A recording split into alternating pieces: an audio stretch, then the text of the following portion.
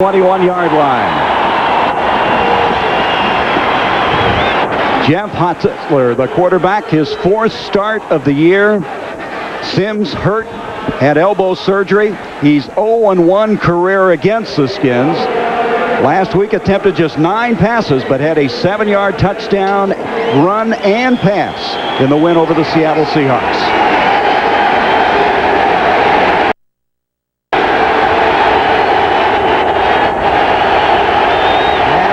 Movement. Fred Stokes, a collision with Jumbo Elliott. This is a 119th meeting between these two NFC East rivals, and Howard Rowe is our referee. Prior to the snap, we got a false start on number 76 offense. 5-yard penalty, repeat first down. Offensively, this is a big line. We just mentioned Elliott, Roberts, Oates, Moore, Riesenberg, and Howard Cross, a very good blocking tight end. Rodney Hampton with Jared Bunch, who has emerged this year at fullback. Ingram and Baker, the wideouts. Hostetler with his first pass attempt on a 1st and 15. Being flushed out. They don't want him running that much as he gets it off to Howard Cross, who makes a diving catch at the 25. And now they say that Howard Cross did not make the grab. He was out of bounds. The reason they want Hostetler running so much is they're one hit away from having to play a rookie quarterback. Here he is.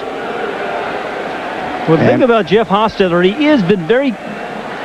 he's been very good on the move this year. But you have to be concerned about the way he plays. I mean, he plays quarterback in a kind of a rough fashion. He took a tremendous shot last week against Seattle, and as you mentioned, they cannot win the game tonight without Jeff Hostetler. 2nd down and 15. Rodney Hampton spins to the 30. He's going to be about a yard short of the first down. Rodney Hampton coming into this football game 4th in the NFC in rushing. Defensively, the Redskins have been very, very good. Mann, Williams, Tim Johnson, and Stokes. Marshall, we talked about him. Govea might now be the hottest middle linebacker in the NFL. Collins coming back from a back problem of a week ago. Mayhew, Johnson, Copeland, and Edwards in the secondary. 3 Plan B pickups starting in the secondary. 3rd and a yard.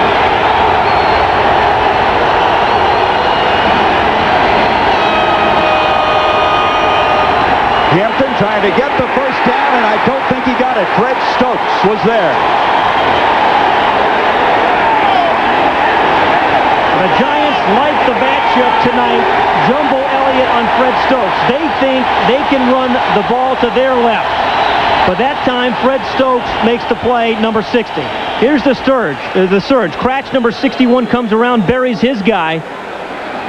But it was Stokes, number 60, who made the play. Always been known as a pass rusher, Stokes, but he has emerged as a run stopper this year for the Skins. John Landetta to punt the football. Brian Mitchell on the return, and Mitchell takes the tackle at the 30 to the 32-yard line. Mark Rippon, who has suffered 9 interceptions this year. However, 6 of those coming in 2 games will come out to run this team. Last week, Joe Gibbs felt that he had one of the gutsiest performances he's ever had by a quarterback. He took a real beating, showing some toughness. 38 and 15 as a starter. Second only to Joe Montana among starting quarterbacks.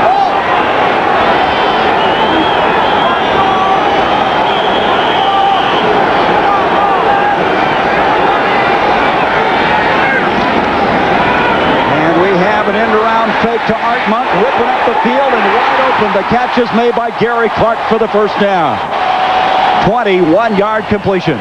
You know, the one characteristic being missed by the Redskins this year from a year ago was a big play in the passing department early in the football game.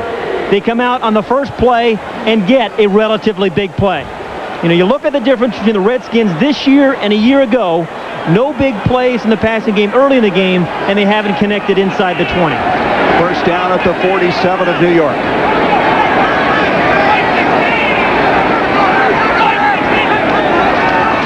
Rippon on first down to throw.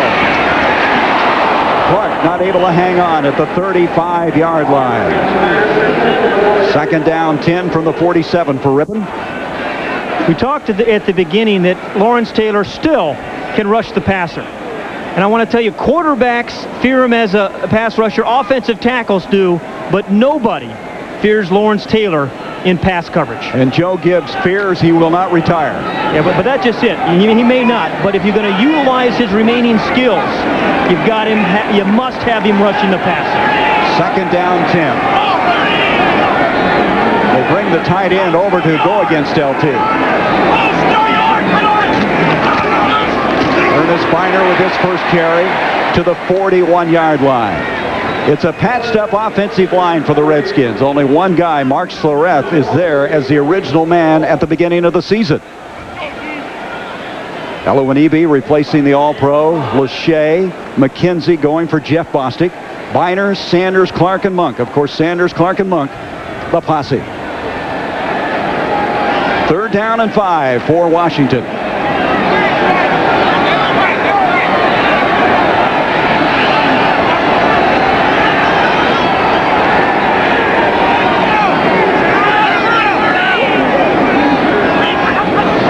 In motion. Ripon with time, and he throws it into the ground, and that'll bring up fourth down. Ricky Sanders, the intended receiver, at the 30-yard line.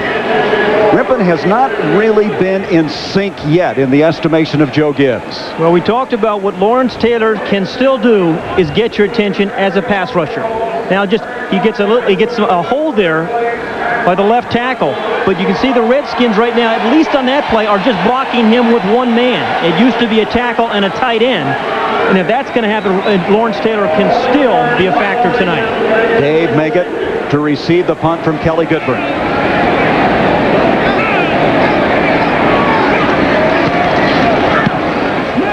He has 8 inside the 20 prior to this one, but he got too much of it. It'll be in for the touchback and bring it out to the 20-yard line, a 41-yard punt. That's a bad punt. You got to punt the ball out of bounds inside the 10. No score from our nation's capital, 11:28 in the first quarter. The NFL on... You know, that's what the Giants need, though. I think some guys who add some emotion. I mean, Pepper Johnson's always been kind of one of those guys, some guys who could lift the players. This has been a team that doesn't look like they're having a lot of fun. They're not playing with a lot of passion. You need some of that on a team. What was he saying? All our rookies, they don't treat them right. Yeah. Make it too easy for them. You got to go through some of the harassment. Giants with the ball for the second time. Rodney Hampton's got the corner and then takes the hit at the 25, makes it to the 26, a gain of 6. Gary, I think for the Giants to win this football game, at least two things have to happen. One of them, Dave Maggott must get in the ball game on first and second down and be a factor. He can't just be a third down player for the Giants anymore. He's one of the few guys who can go the distance. And secondly, Lawrence Taylor, they have to let him rush the passer. If they do those two things, they have a chance. Well, that's part of their game plan, is to use Maggott on first and second. Second and 4. Ingram in motion. Hostetler with time, dumps it off to Hampton. Hampton, with his 21st catch of the year, is going to be just short of the first down. Andre Collins, who was hurt early last week against Minnesota, the back injury, over to make the stop. There was some question whether he'd be ready to go. He's got a bulging disc in his back, and it's pinching a nerve, but he's been ready to go. And we've talked about the Redskins defense at the beginning of this broadcast, Gary, and they make big plays, but a lot of little plays in between those big plays. And that was just one of them there, one of the little plays by Andre Collins. Third down and less than a yard to go.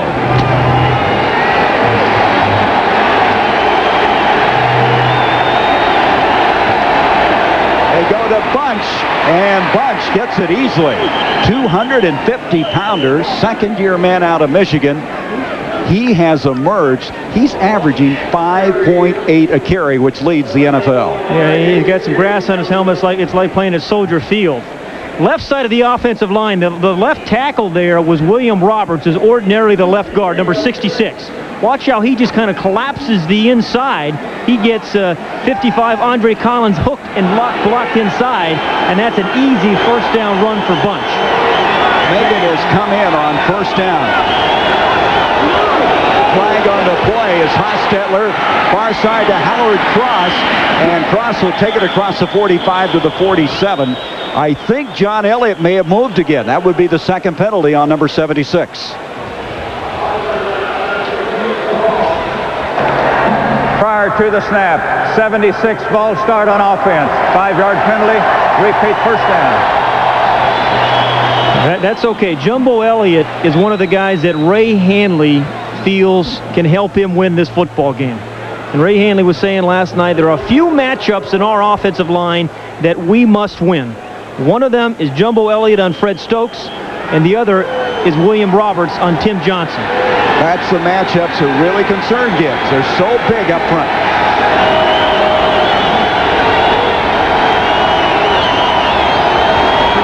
On at 1st and 15. Not anything developing there. Maybe a yard, and that's all.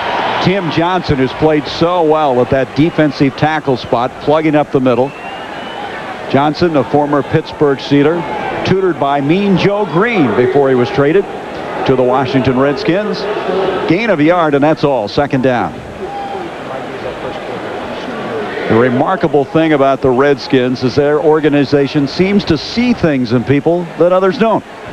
They have 3 plan Bs in the secondary. They've traded for both of their tackles and another plan B up front. Yeah, when guys get to the Redskins, they just seem to be a lot more productive. On a 2nd and 14, Hostetler in trouble. Gets out of there and tries to get it off to Rodney Hampton. Incomplete. It'll bring up a 3rd down. And Wilbur Marshall plays like a bullet. I mean, there is no hesitation in Wilbur Marshall. He may be wrong sometimes, and he may get held sometimes, like he did there, the old Heimlich maneuver on him. But, you know, he is not indecisive. And because of that, he disrupts rhythm, and that's what defense is all about, disrupting rhythm. So Meggett will come in on a 3rd and 14. Somehow the Giants have got to get Meggett to be a factor on this football team. We'll see a lot of him tonight.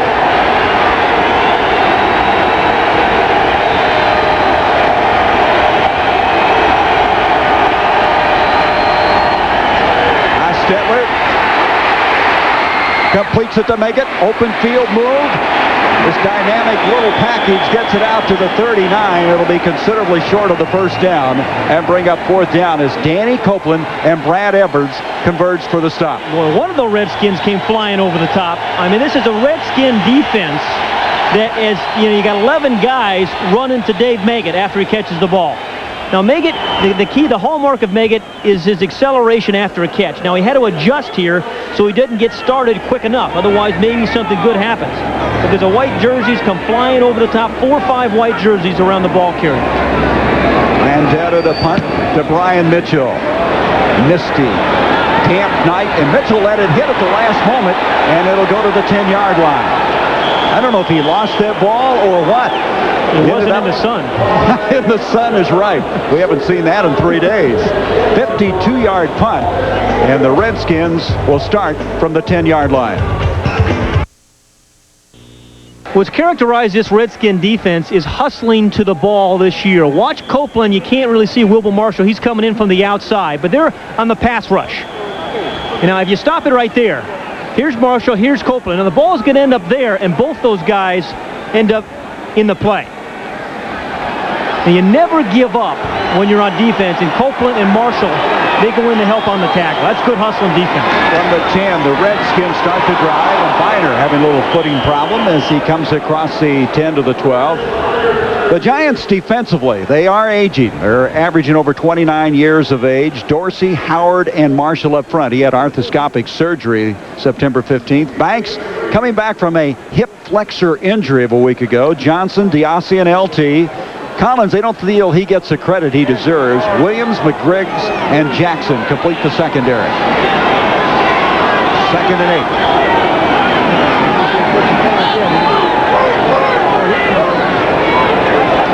Middleton goes in motion. Biner getting close to the 20, or should say the 15-yard line, and knocked down there.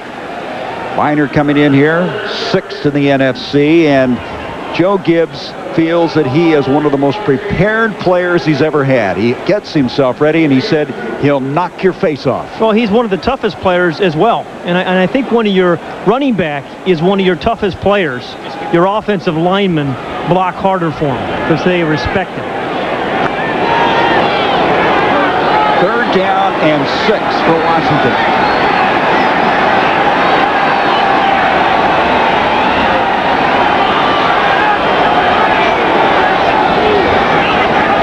Sanders goes in motion. Rippon sprinting away from the trouble from Marshall. Up the field. Art Monk can't get it. But should have had it. Rippon did a good job of getting out of that pressure situation. And as you mentioned, the ball was well enough thrown to be caught. Say, Mark Rippon is a big guy, 235 pounds, but he moves pretty well for a big guy, and every once in a while the Redskins will do that. They used to do it with Theismann, and they're still doing it with Mark Rippon. They'll get him outside of the rush and away from Lawrence Taylor and get the ball downfield. Just a change of pace. Cooper a yard deep in the end zone to punt it away to make it. High snap. And not a good punt. It's going to take a Redskin bounce, and Meggett is able to come up with it at the 47, 39-yard punt by Goodburn. That looks like a little play by Dave Meggett, but that's a nice stop, because if he doesn't stop it, it goes another 10 yards. No score, just outside 6 minutes to go in the first quarter. RFK Stadium, Gary Bender, Pat Hayden. 6:04 to go in this first quarter. No score. After a 39-yard punt, the Giants have the football at their own 47. Hostetler broken up nicely that time. Mayhew, Martin Mayhew against Stephen Baker. You know, the Giants have not been a fast-starting ball club. You figure if they can hang in here early in this first quarter, as you look at those graphics, being on the road, that could give them some of that confidence. They have such fragile confidence coming into the game. Well, that's what Ray Hanley was saying. We need a win over a team like the Redskins. Yeah, they beat Seattle last week, but they felt they should have beaten Seattle. A win over the Redskins gets them right back in the hunt and feeling good about themselves, and they don't right now. 2nd and 10 for Hostetler. Rodney Hampton. And he is dragging Andre Collins with him. Didn't even get back to the line of scrimmage. And Collins, who has started every game since coming over from Penn State in 1990, was there to hang on. Collins, number 55, right there in the middle of your screen. Now, this is how you take on a lead blocker. You give him your inside shoulder, and you don't let him hook you inside, and you wait for your help to get there. I mean, we've talked about Wilbur Marshall. Well, when you think about Kurt Gavea and Andre Collins, all three of the Redskins linebackers have played remarkably well this year. 3rd down, still virtually 10 to go. And it's raining pretty good right now. Hostetler, the power collapsing, and he gets clotheslined by Jumpy Gathers. Oh, that hurt all the way up here. A 6-yard loss on the play. That is a nightmare for a quarterback. I mean, that kind of play. And remember, the Giants are one play away. Take a look at Roberts here on Gathers. Giants are one play away from having a rookie at quarterback with Phil Simms hurt. I mean, Jumpy Gathers just pushes Roberts back. And Roberts is a big man and one of their best offensive linemen. They say that Gathers is their strongest player. I believe it. Landetta to punt to Brian Mitchell.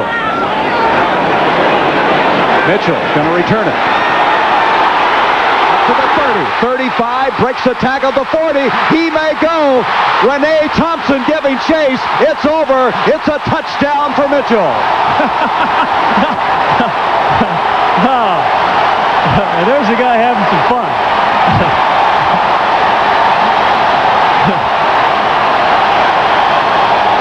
Mitchell, who returned 2 last year, the only player in the NFL, has a 3rd of his career.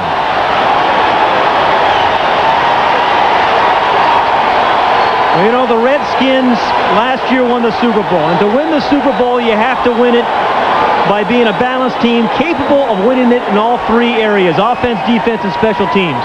This year, Joe Gibbs' team has won it on defense. They've won games on special teams like last week. They have yet to win a game on offense. 84 yards as Chip Lohmiller adds a point after. It was a 42-yard punt and an 84-yard return. And he got some good blocks, and every big punt return I have seen this year in the NFL has gone right up the middle. You make the last guy miss, and then you dive into the end zone and celebrate with your fans and teammates. I'll give her now by Dave Meggett. Meggett will bring it across the 25, and he comes out with a very good effort to the 34. All right, Pat, take us back to the 84-yard return. Well, thank you, Gary, very much. Appreciate the intro. But it's the eyes. He sets it up first, picks up a couple of blocks, but he knew exactly where the blocks were going to come from. And generally, the last guy you have to beat, you don't block the punter. You say, hey, punt returner, you fake the punter out, and that's what Brian Mitchell did. And here's some excitement. Well, Landette is not going to be tackling a lot during the course of a season. Well, you hope not. I mean, if he's your leading tackler, you got some problems. Jared Bunch, and Bunch is going to be stacked up. That return by Mitchell, by the way, is the third longest in Redskin history. That was Tim Johnson that straightened up Bunch. Now, Pat, with a fragile confidence, the team that has not had a lot of good things happen to him, you're on the road. Remember last week? Rod Woodson returned 180 yards against the Chiefs, and the Chiefs never did get that game back in hand. Well, here's where I think the Giants have a little bit of a deficiency, and the biggest difference between these two teams is at wide receiver. The Giants don't have a guy you can throw the ball to at 10 yards, and he can go 80 yards with, like the Redskins do. And that's the difference. And when you're struggling right now, you want to have a quarterback throw a 10-yard pass and a receiver turn it into 50. 2nd and 9 for the Giants. Ingram in motion. Complete to Cross. He's got a first down at the 50. He'll take it to the 40, and Wilbur Marshall's got him. Hostetler is down. Hostetler is hurt back at the 15. And as we mentioned, they are one hit away of having to play a rookie. He is a tough guy. If he is hurt, it must have been a pretty good shot. I promise you. And it was Kurt Gavea, the middle linebacker on the blitz, who got him right in the ribs. You're right, though. Hostetler is tough. He's walking it off. Kent Graham, a rookie out of Ohio State, would be the guy to go. He's thrown 4 passes this year. He had to fill in for Hostetler against the Rams. Has to be a run here. Hostetler 3 of 6 for 39 passing, gives to Hampton, and Hampton maybe got a yard. Fred Stokes was there again.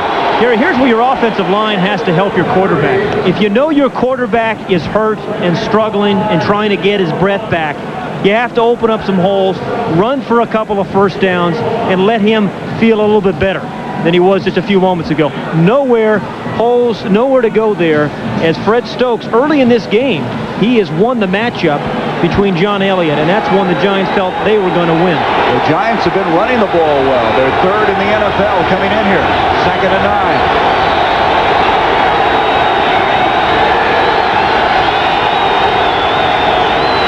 Hostetler looking off the coverage, going deep to Ingram, and he and Johnson bouncing off of each other. A.J. Johnson inside the 5, no flag, and it'll bring up a 3rd down.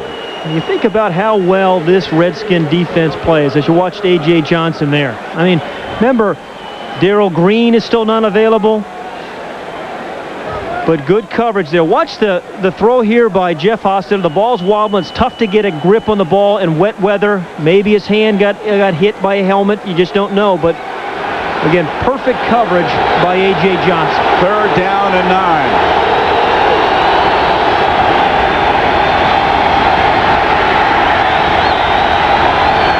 Meggett comes in motion. Hostetler being flushed out. He's going to run. And Hostetler's got the first down to the 20, the 15, the 10, first and goal at the 8. 27-yard run, and that shows you the courage, the guts of number 15, who was hurt earlier on this drive. You're right, but Jim Fossil, the offensive coordinator, said yesterday, we need to get, you see Bordeaux say, come on up. The ball's slippery. I can't get it back there all the way to you. But Fossil said, hey, when Hostetler runs in this game, we want him going feet first. We have a rookie, 2 rookies backing him up. But I'll tell you, this is the kind of play, though, when your team is struggling, you talk about fragile confidence, Gary, I hope offensive linemen appreciate this. I think they do. First and goal at the 8. Bunt straight ahead to the 5. Bunch breaks a tackle. Touchdown, New York.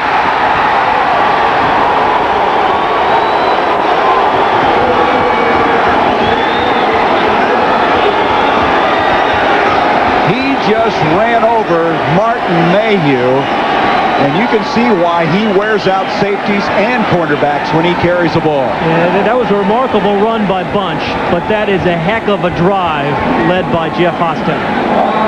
And there's Richie Pettipon, the defensive coordinator, and you have to say, hey, Jeff Hostetler, they said, we want Jeff Hostetler to beat us, force him to beat us.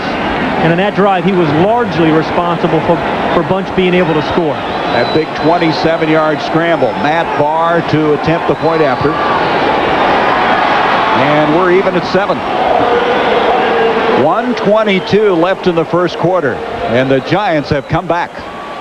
Jared Bunch has been one of the biggest surprises of this team, this Giant team. They have run the ball, and you cannot take him low because he's going to run through arm tackles, and then he may give you a little extracurricular in the end zone afterwards. But he picks a hole for a big guy. I mean, he's 250 pounds, and he'll run over little defensive backs like Martin Mayhew and then run through linebackers as well.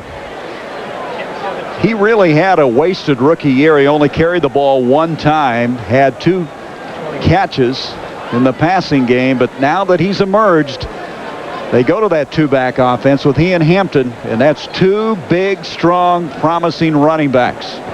7 all, and I think your point about Hostetler will come back as a thread to this game. That scramble may have provided them a chance to still stay in this one. This had the chance of getting away from him.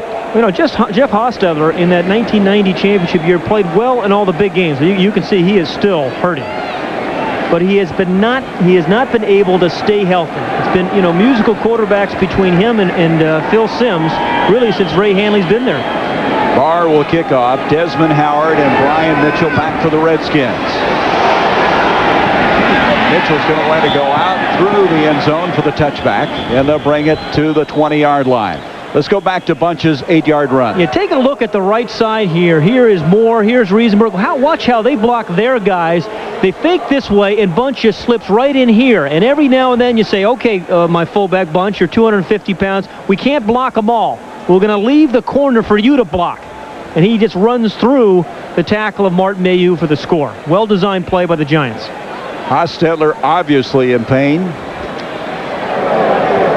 Jeff, of course, took him to the Super Bowl in '90 when Simms went down. At the start of the year, he thought he would be the #1 quarterback.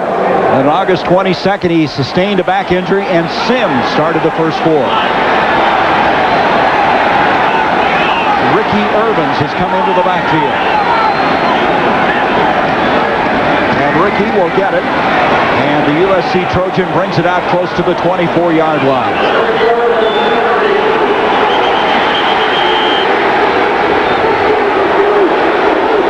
These 2 old rivals have met so many times. It's been a tough series for Joe Gibbs. He's had less success against New York than any other team, losing 6 in a row until last year, sweeping the series. Second down, 6 yards to go.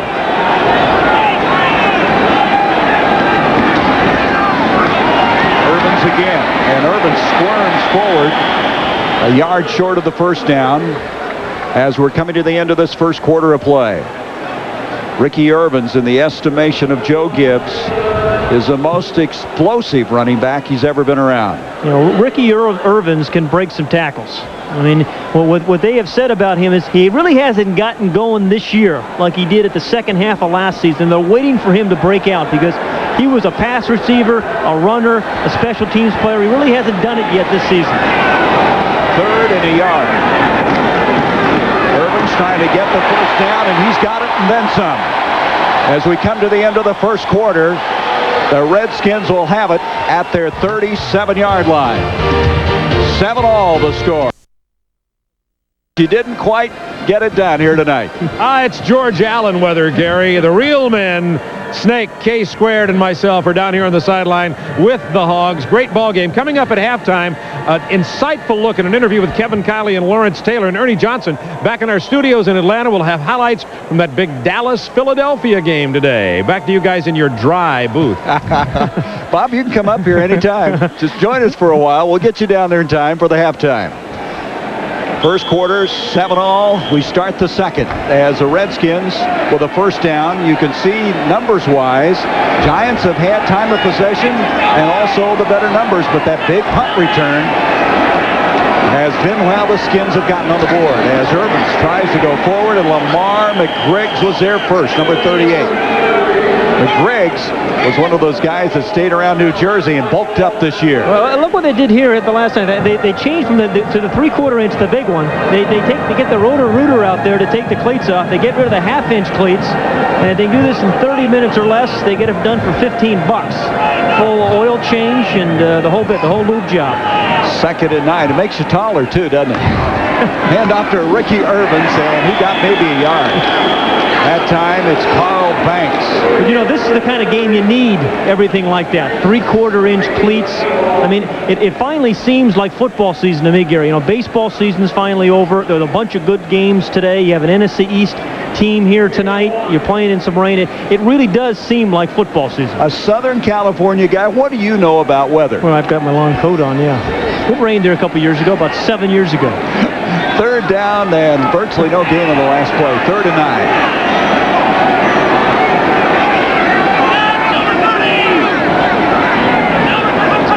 Comes in motion. Rippon with good protection. Coming back to make the catch and rolling up with a grab across the 45-yard line is Ricky Sanders. And let's see where they mark it. Did he get the first down? Looks like he's a yard short. Okay, now, earlier in the game, they had a tackle on Lawrence Taylor. Now they have a tackle and a linebacker. Middleton, number 87. Elawanibi also. I mean, so Joe Gibbs said yesterday, I don't believe this stuff about the demise of Lawrence Taylor. We still believe we have to prepare by starting to block Lawrence Taylor on passing downs. 4th down and a yard to go. Goodburn to punt to Meggett.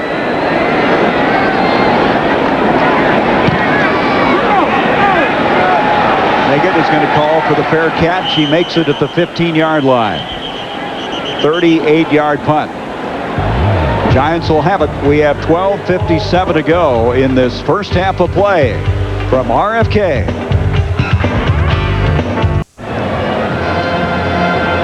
Seven all in the second quarter. It's time for tonight's GMC Truck Leaderboard. And coming into this week, Emmitt Smith ranked 2nd in the NFC. Rushing wise, now today he had 163 yards. Foster had 118 and Walker 44. I should say Smith was 2nd in the NFL. Big win today for the Dallas Cowboys. Play action fake by Hostetler. Derek Brown, their top draft pick out of Notre Dame, and that is only his 2nd catch of the year. Brings it out to the 20-yard line. You know, the Giants, and really both these teams, want to use the tight end as you look at Derek Brown. But you feel that the Giants' passing game really has not been the same since Mark Bavaro left. I mean, Mark Bavaro set up so many things for the wide receivers in the back end of the backfield.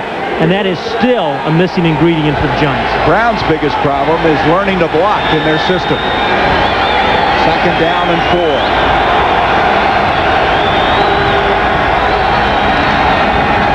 Rodney Hampton, and Hampton spinning, trying to get the first down. He needed to get out to the 26-yard line.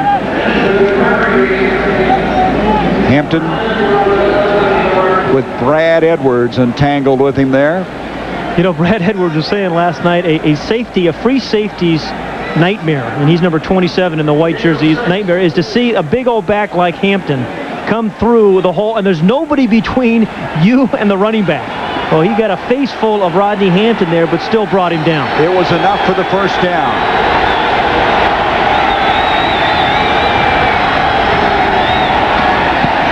Hostetler going up top. Ingram, the intended receiver. A.J. Johnson's there. And that's twice now that Johnson has been stride for stride with Mark Ingram. Hostetler took another good shot when he released the ball. He did. He is taking a beating. Well, I'll tell you, it was a pretty good blitz there. Again, I think it was his ribs that he hurt. Yeah, it's his ribs that he hurt early in the game. And Tim Johnson, thus far, has played very well for the Redskins on the run and there on the pass. Hostetler 4 of 9 now for 44 yards. There's Tim Johnson, number 78. I mean, he is winning the battle right now against William Robbins.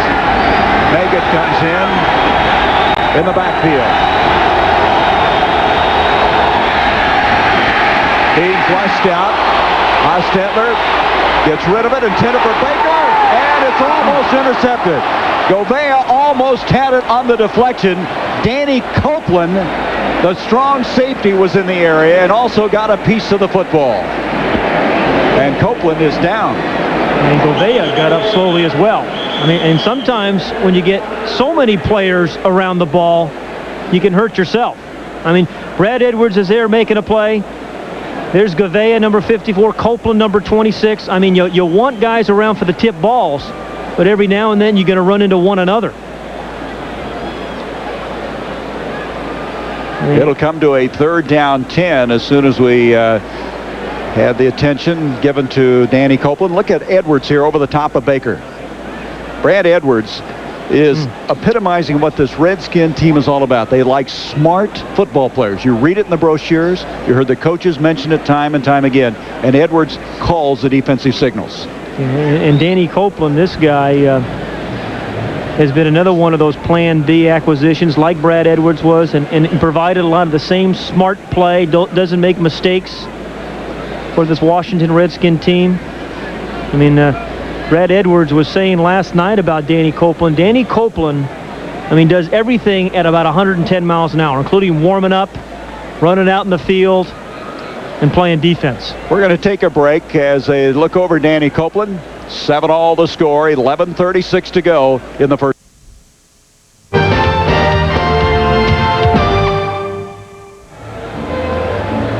Back at RFK, we're going to look at this collision that has stopped play momentarily. Danny Copeland, 26, flying after the ball. Gouveia and he collide helmet to helmet, face to face. Copeland goes down. He's still on the field, being administered to. As we have a 3rd down 10 now with 11:36, and this gives us an opportunity to bring you the U.S. Marine Corps scoreboard, looking at today's action in the NFL. Well, good. Barry Sanders was held down today to 38 yards. How about the win by Bill Cowher Steelers? It was a good day of football. A lot of good games on today. The Jets defeating the Dolphins, who have lost 2 in a row now. Copeland up and walking, as you can see, and that's certainly encouraging.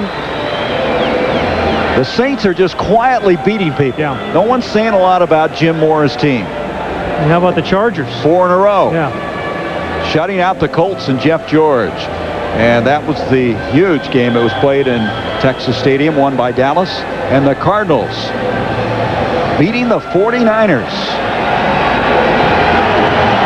3rd down and 10.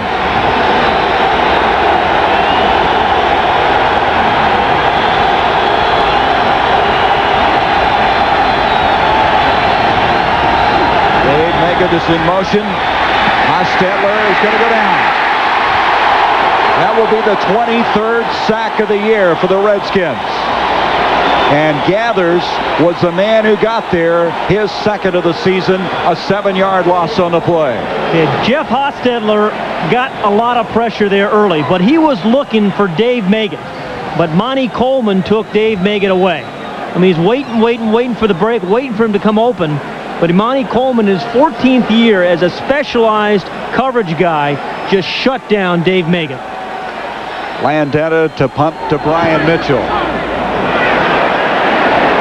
They're going to get away from it. The ball bouncing inside the 40-yard line. It'll roll dead at the 37, and the Redskins will get it, a 43-yard punt. Give us an opportunity to look at some of our programming coming up. Christopher Lloyd and Gregory Hines star as 2 bungling ex-cons who take off on an adventure to find their place in the sun. A TNT original, T-Bone and Weasel tomorrow night at 8 o'clock Eastern, only on TNT. Talk about a good athlete. Gregory Hines is an athlete. Oh, man, can he dance? Oof. Is he the T-Bone or the Weasel, though, in this one? You know, I don't know. I assume he's the Weasel, because his name was listed second there. I won't say. We'll have to find out. We'll do some extensive research on that. At the 37-yard line, Ricky Irvins will be pushed back. I noticed a while ago, Pat, that Biner came out of the game and he put on some running trunks or running long pants. I wonder if his legs trying to keep him warm a while ago as Irvins has taken over on the last two series. Yeah, and the Redskins have shifted into this no huddle situation. Yeah, see, he's got sweats on. They're like sweats. Yeah, he is staying warm. Second down and 9, a little screen dump intended for Ricky, and he can't come up with it. And well, when you're 5'7", pretty hard to get up there for that one. yeah, well, some of it, too, was Lawrence Taylor, though. Again, when Lawrence Taylor can still be effective on the pass rush, he got a hand up there, and I think he forced Mark Rippon really to kind of throw this ball a little bit higher than he wanted to. 56 on the right part of the screen. Gets his paw up, and I think he forces Rippon to throw it higher and further away from Ricky Irvins than he wanted to. Otherwise, he had a pretty good screen set up. Rippon 2 of 6, 29 yards, third down and 9.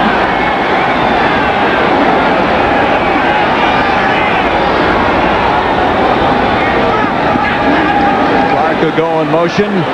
Rippon, good protection over the middle. The catch is made. Good grab that time over the middle by Ricky Sanders. First down across the 45 to the 43 of New York. A 19-yard gain on the play. We said the biggest difference between these two teams is at wide receiver, and Ricky Sanders is just give you one example of that. He is the slot guy, and his responsibility is to work the middle. And when you feel man-for-man coverage, you hit him on the move, running away from the defender, and they did it there. The rookie Felipe Sparks trying to stay with him. Here is Irvin, and Irvin takes it to the 35-34. Gain of 8 yards. It'll be second down. Lamar McGriggs on the stop for the Giants. You know, Gary, we said this is a different Redskin team than it was a year ago. You see how many points they're down, victory margin. But look at the big plays for touchdowns. 25-8 last year, only 3 this season. And that is where they've been struggling on the timing passes. Pressure from the backside, and Lawrence Taylor got there and hurried the play up. And number 56 is still all you can handle coming off of that corner. Yeah, Danny Copeland, we understand, a neck sprain.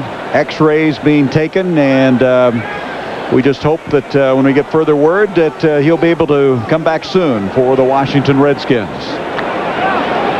Third down, and still a long 2.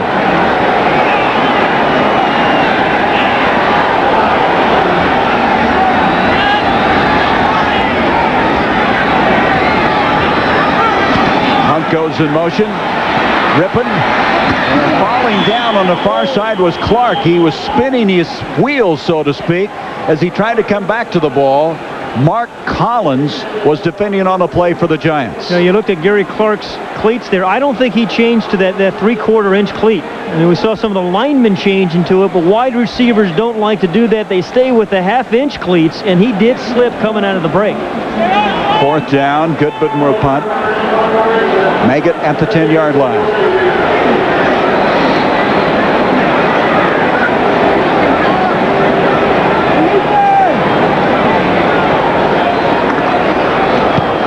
Trying to keep it in the field of play, and Maggott will fair catch it at the 11-yard line. Giants will have it there. It's 7-all, 9:16 to go. NFC East going after each other again.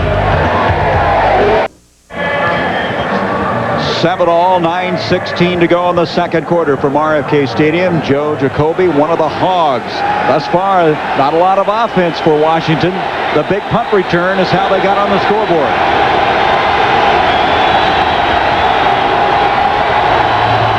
Just across the 10 is where they start this drive, and Bunch able to bounce forward for maybe a yard on the play. This is a big series. I mean, really for both teams, I think. But if you think first with the Washington defense, they have an opportunity now. They played pretty well here this afternoon or this evening to really force them in a 3rd and long situation. They've been able to rush the passer pretty well. They've wounded Jeff Hostetler, and then force a punt, and in this kind of weather, get good field position. So this next 2 downs, I think, are a very important series for the Washington defense. Second down, they're going to say a long 7. Meggett in the backfield.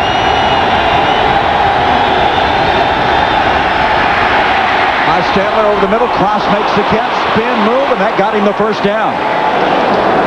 This is a guy that they thought would be beaten out by Derek Brown, the #1 pick. But he's such an excellent blocker and has caught the ball better than they anticipated. That's a 14-yard gain on the play. Yeah, well, certainly tonight, Howard Cross has been an integral part of their passing game. And when you have weather like this, and obviously the NFC East team play in weather like this, you need, I believe, a tight end and catch the ball, because it's the easiest throw for a quarterback. He's 10 yards away from you, and he's right over the middle of you. First down at the 28.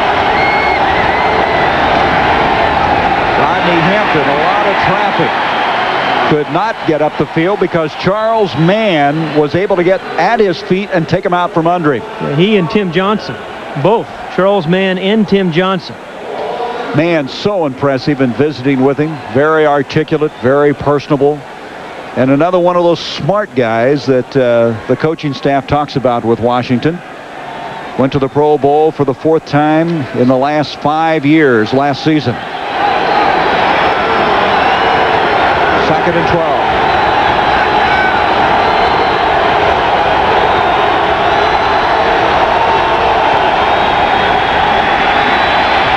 Hostetler, Ingram is there, and he makes the catch at the 45. A.J. Johnson, who's been defending successfully on 2 previous attempts, couldn't get there in time, and it's a 20-yard completion. And Ingram, it's like he is shaken up on the play. He took a real shot. He was unprotected high in the air. And that was the first reception by a giant wide receiver tonight. They've thrown 3 to the tight end, 2 to running backs, and now 1 to the wide receiver. It started here with pretty good protection. And I think if you have a quarterback with protection, he has confidence to hang in there and wait for a wide receiver to break open. But if you're getting rushed and you feel the pressure, you just don't have that confidence. That time, Hostetler had the time. One thing the Giants don't have is a deep threat. That's something they'd like to draft for in another year. Ingram, along with Callaway, who they have not used that much, more of the physical type receivers. Baker is their fastest, but they just don't have that guy that'll run by a lot of cornerbacks. So Ingram is still down. We have 6:54 to go in this first half. 7-all from the nation's capital is Hostetler fighting back from a tremendous shot he took and made the big play really for the Giants in this game, a 27-yard scramble that led to their only touchdown. Gary, really, Baker really sets this play up because he runs the deep out and he takes this corner out, and here is Ingram, who then just comes and breaks in the out route. Sometimes it's the receiver away from the ball, away from the catch, that sets up the play. Baker releases outside. That allows Ingram to slip into that little dead spot and then not allow the cornerback to react in time, and then you have a completion. So good play by Baker, good catch by Ingram. Ingram, their top draft pick in '81 out of Michigan State, being assisted off the field. The first down now at the 45-yard line of New York. We'll see more of Ed McCaffrey, the second-year man from Stanford, as a possession-type receiver.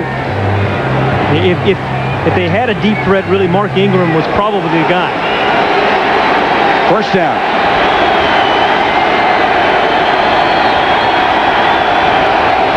There is McCaffrey in the game, number 81 in motion. Play action fake by Hostetler. And McCaffrey, a 6'5" target, makes a first down catch at the 41-yard line. Jim Fossil, the offensive coordinator for the Giants, I think has done something pretty good here. In a game like this, where it's wet and it's muddy and you're having trouble grabbing the ball, holding on the ball, if you throw the ball over the middle, the ball clearly is not in the air as long, and you can get it to the receiver a lot quicker.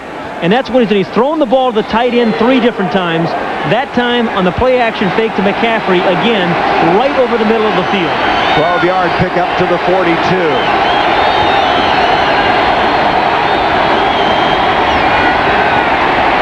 Hands it off to Rodney Hampton. Hampton cuts back across the 40 and takes it close to the 35. He is so good in the open field on the cutback. Yeah. I know all the Redskins so concerned about him cutting back against the grain. Well, you're right. Brad Edwards, the free safety for the Redskins, said yesterday that you're not allowed to be that big and be able to cut that well as Rodney Hampton does. I mean, there's Edwards. He said this guy is huge, and it's just unfair that they can make guys miss in the open field like that. Gain of 6, 2nd and 4. Bunch, and Bunch has run into Govea. So instinctive. He has done so many big things for this Washington team.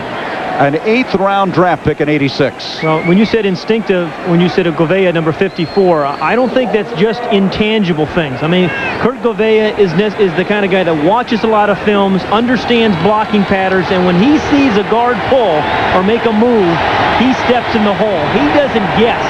He knows where they're going. Comes out as they bring in the nickel package on 3rd and 5. This is Dave Meggett's down.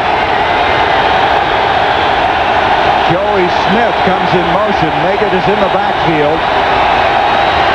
Hostetler intended for Smith. He cannot hang on. Smith this year has not caught a pass. They've had him returning kickoffs, playing on special teams. That'll bring up 4th down and 5 for Ray Handley.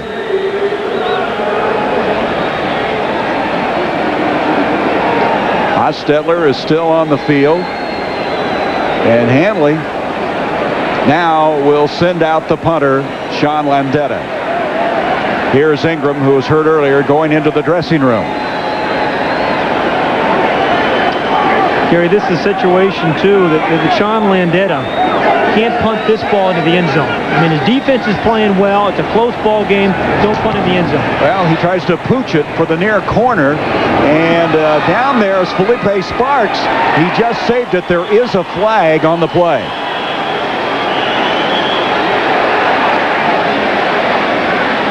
Well, he touched it out about the 9-yard line, didn't he? And they downed it at the 1, but I think he touched it near the 10. Giants are saying it's against the Redskins. Delay of game. They must have had 12 men on the field, Pat.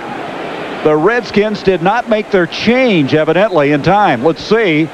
Howard Rowe, the referee who played with Bill Parcells at Wichita State, sorting it out at the 35-yard line.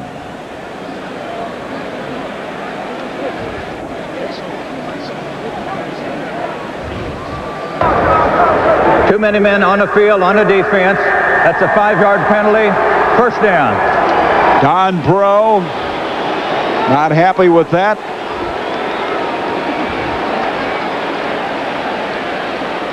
Too many men on the field.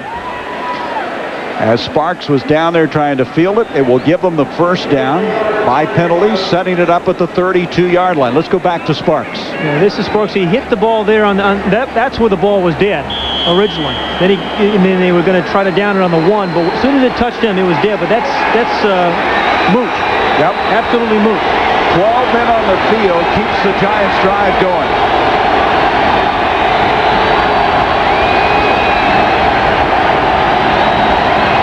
Rodney Hampton breaks 1, 2 tackles, spins his way to the 20. Very close to the 1st down. And some extracurricular activity continues. You know, the Giants have been maligned all year, Gary, and we've talked about it, but they do have some strengths. And one of them is in the offensive line. And the offensive line on this drive has done a pretty good job. They've given Jeff Hostetler some protection, and this time they open up a crease for Rodney Hampton, and he seizes it.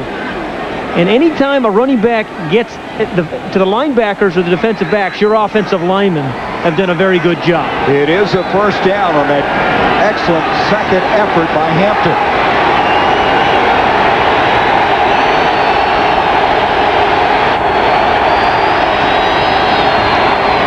Hampton straight ahead. Close to the 15-yard line. That big offensive line of the Giants now started to move some of those guys backwards. That was one of the matchups that Joe Gibbs was so concerned about. Well, Rodney Hampton has been a consistent runner on an inconsistent team. And I think that's saying something. They have struggled at quarterback. They've had some inconsistency at some of the other plays, but at running back into the offensive line, this has been a pretty consistent team. Gain of 3, 2nd and 7.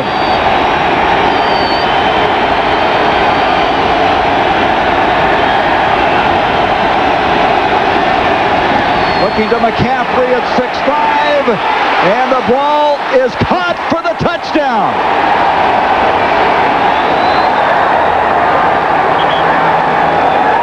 There is where height pays off. He just reached over A.J. Johnson. Well, A.J. Johnson's 5'8". And again, a smart play by Jeff Hostetler and Ray Hanley. Again, you know you have the matchup you want. You have him at 5'8" versus 6'5", and you give him a chance. Now, the nice thing there about Hostetler, too, he didn't throw the ball out of the end zone. He gave his wide receiver a chance. He didn't throw it away, even though he was covered. 89-yard drive in 12 plays. Matt Barr makes it a 14-7 game. The Giants with the lead. And here is Hostetler going to McCaffrey, who has a brother, Billy, who played on Duke's national championship basketball team. That looks like a basketball move.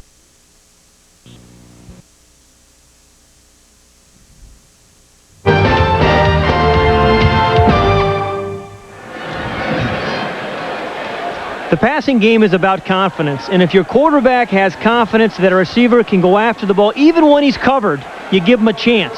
And sometimes they catch him with one hand. But Gary, the key was the penalty that gave the Giants the first down. 12 men on the field, delay of game that kept that drive going. Desmond Howard will bring this one out. He gets a block from Robert Green, and he's out across the 25 to the 26-yard line. That was a heads-up block by Robert Green. You mentioned Robert Green. Robert Green avoided the clip. He was number 39 for the Redskins, and he avoided the clip and set up the block.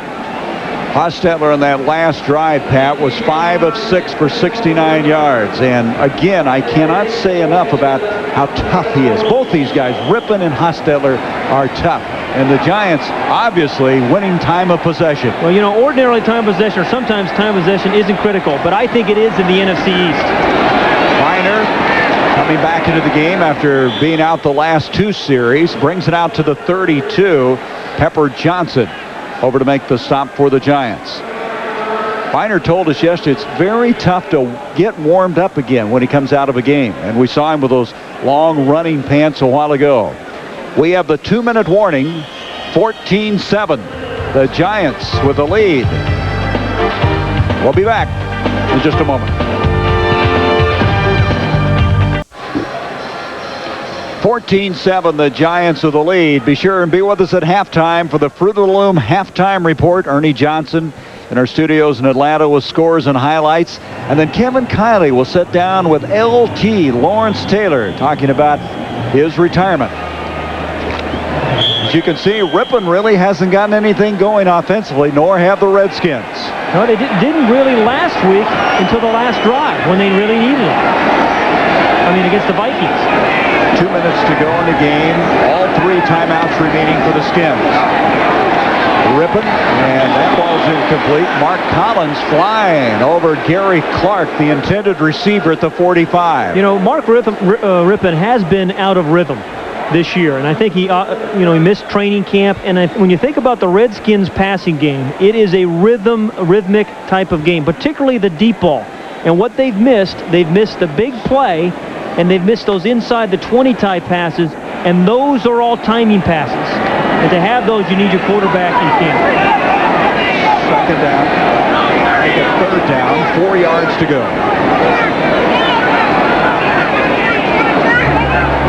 Monk goes in motion. Rippon's got time. Gary Clark is there, and he could not adjust to the football. He tried to make the catch at the 31-yard line. Felipe Sparks out of Arizona State defending on the play, and it brings up 4th down. But Gary, if you're looking for a difference between Super Bowl champions of a year ago and this year's Viking team, that pass is exactly the difference. I mean, they hit all of those kind of passes last year. And the deep pass, that is nothing but timing, and they're just out of sync on the deep ball. They just haven't gotten the big plays. Goodburn to punt, 1:51 left in this first half. Dave Meggett going to let it hit, and it's going to die right there at the 32-yard line. The Giants have a chance here. I mean, they've got some pretty good field position with 1:38 remaining. 35-yard punt that time by Goodburn.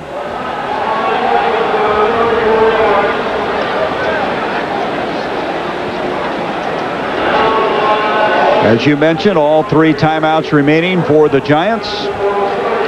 Okay, what the Giants have had some success with thus far is throwing the ball over the middle to big receivers. McCaffrey's caught a ball over the middle. His tight end, Cross, has caught 3 passes over the middle. And it's a good strategy on a very rainy night. Rodney Hampton in the backfield. 2 receivers to the near side. McCaffrey and Baker. Play action by Hostetler. He gets it off to Derek Brown, and the Notre Dame All-American drags tacklers with him very close to the first down. He needed to get out to the 42. This is a little delayed pass here by Derek Brown, number 86. You know, you hit man, you give him your tackle a little bit of help, you let the wide receiver clear out a zone, and then you come underneath your wide receiver, McCaffrey. Again, a simple play, a well-designed play, an easy play for a quarterback to complete. A bad weather play, quite honestly. It's good. They're going to measure to see if he got the first down. Derek Brown with a catch, his second. You know, earlier today, another #1 draft pick in the New York area, Johnny Mitchell, made a big play for the New York Jets in their win today.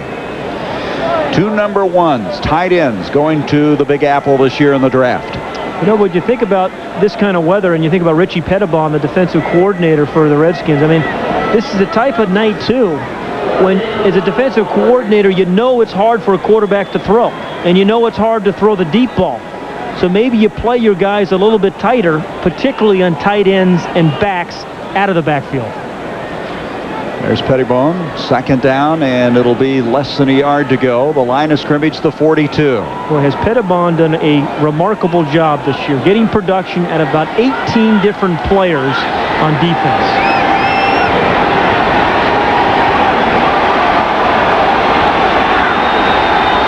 .122 left. You can see the clock running now. Second down and a yard.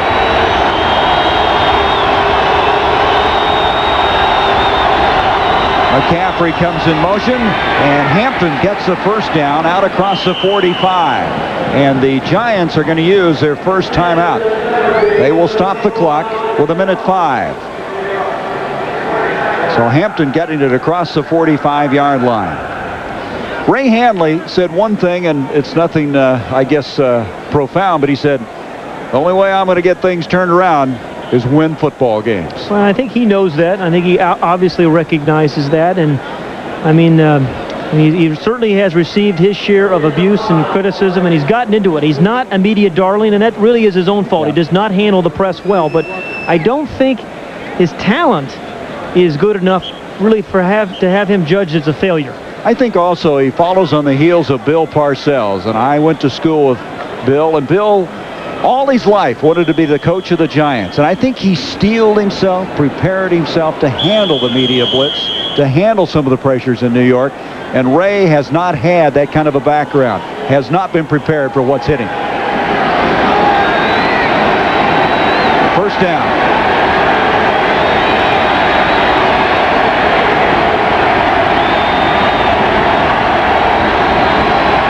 On the delay to Meggett to the 50, to the 45, to the 40, breaks the tackle. Danny Copeland's trying to get to him, and he takes it to the 25.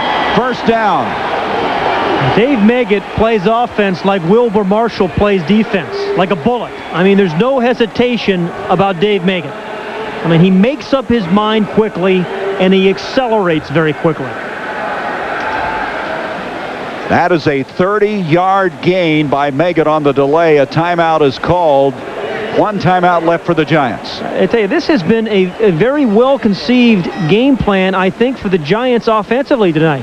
I mean, they're throwing the safe passes for bad weather to tight ends, to big targets over the middle. They got mismatches down by the goal line with a 6'5" wide receiver against a 5'8" defensive back.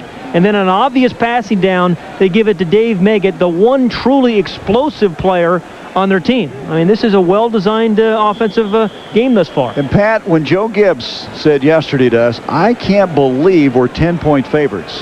Yeah. You understand what he was talking about. He just doesn't match up well against the Giants. You just got to think the Giants, you can put the distractions aside when you play the Redskins. They have 226 yards in offense.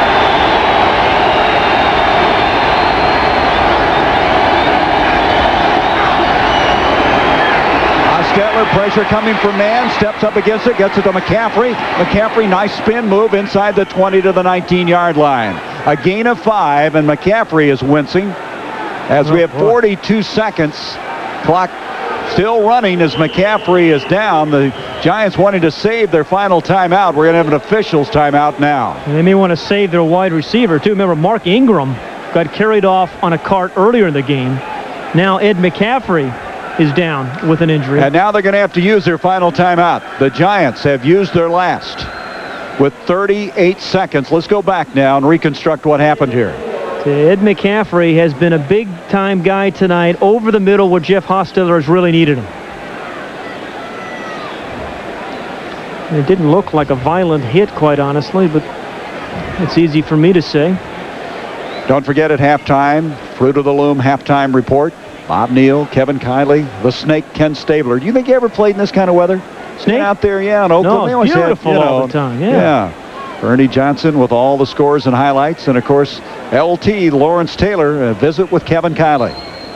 So no timeouts left now for the Giants. They have second down coming up, 5 yards, 38 seconds left in this first half. Right now, if they were to kick the field goal, it would be 37 yards long. And Barr is 8 of 8 from anything inside 39 yards. McCaffrey looks like he's going to be all right. Yeah, because McCaffrey's the kind of guy you'd like to use that 6'5" height again down here inside the 20-yard line. Can you see his face mask? I tell you, when was the last time you saw a kicker's face mask all chipped like that?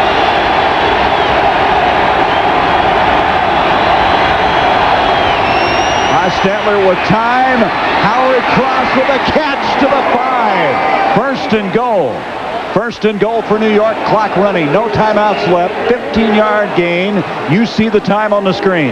Jeff Hostetler has used his tight ends beautifully tonight. Both of them. He'll spike it here to stop the clock with 17 seconds. Now he's got to be careful not to spike that ball inside 10 seconds. Inside 10 seconds, yeah. So they can have a clock run off. Now Hostetler looking over to Hanley. 17 seconds. They're still thinking 6 points. Howard Cross, number 87, really that time lined up in a slot, almost as a wide receiver.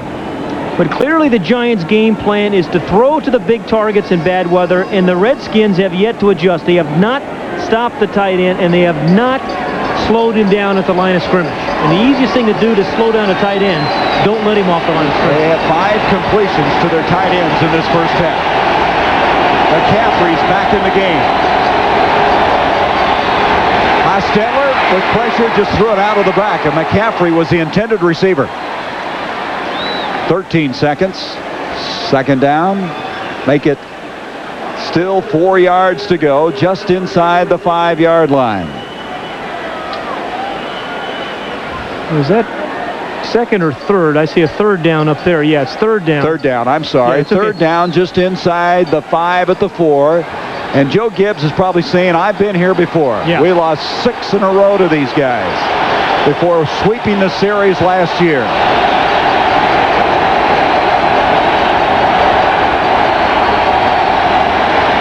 Hostetler over the middle. Meggett, does he hang on? He does for the touchdown. You know, Gary, we said early on 2 things had to happen for the Giants to win. Dave Meggett had to become a factor and get the ball more, and Lawrence Taylor had to rush the quarterback. Taylor has done that in the second quarter, and Dave Meggett on this drive was a large part of it. On the draw play, catching that touchdown, and he took a couple of real shots. Speaking of shots, Monty Coleman is hurt at the 15-yard line. He suffered a concussion last week against the Minnesota Vikings. 20-7, New York.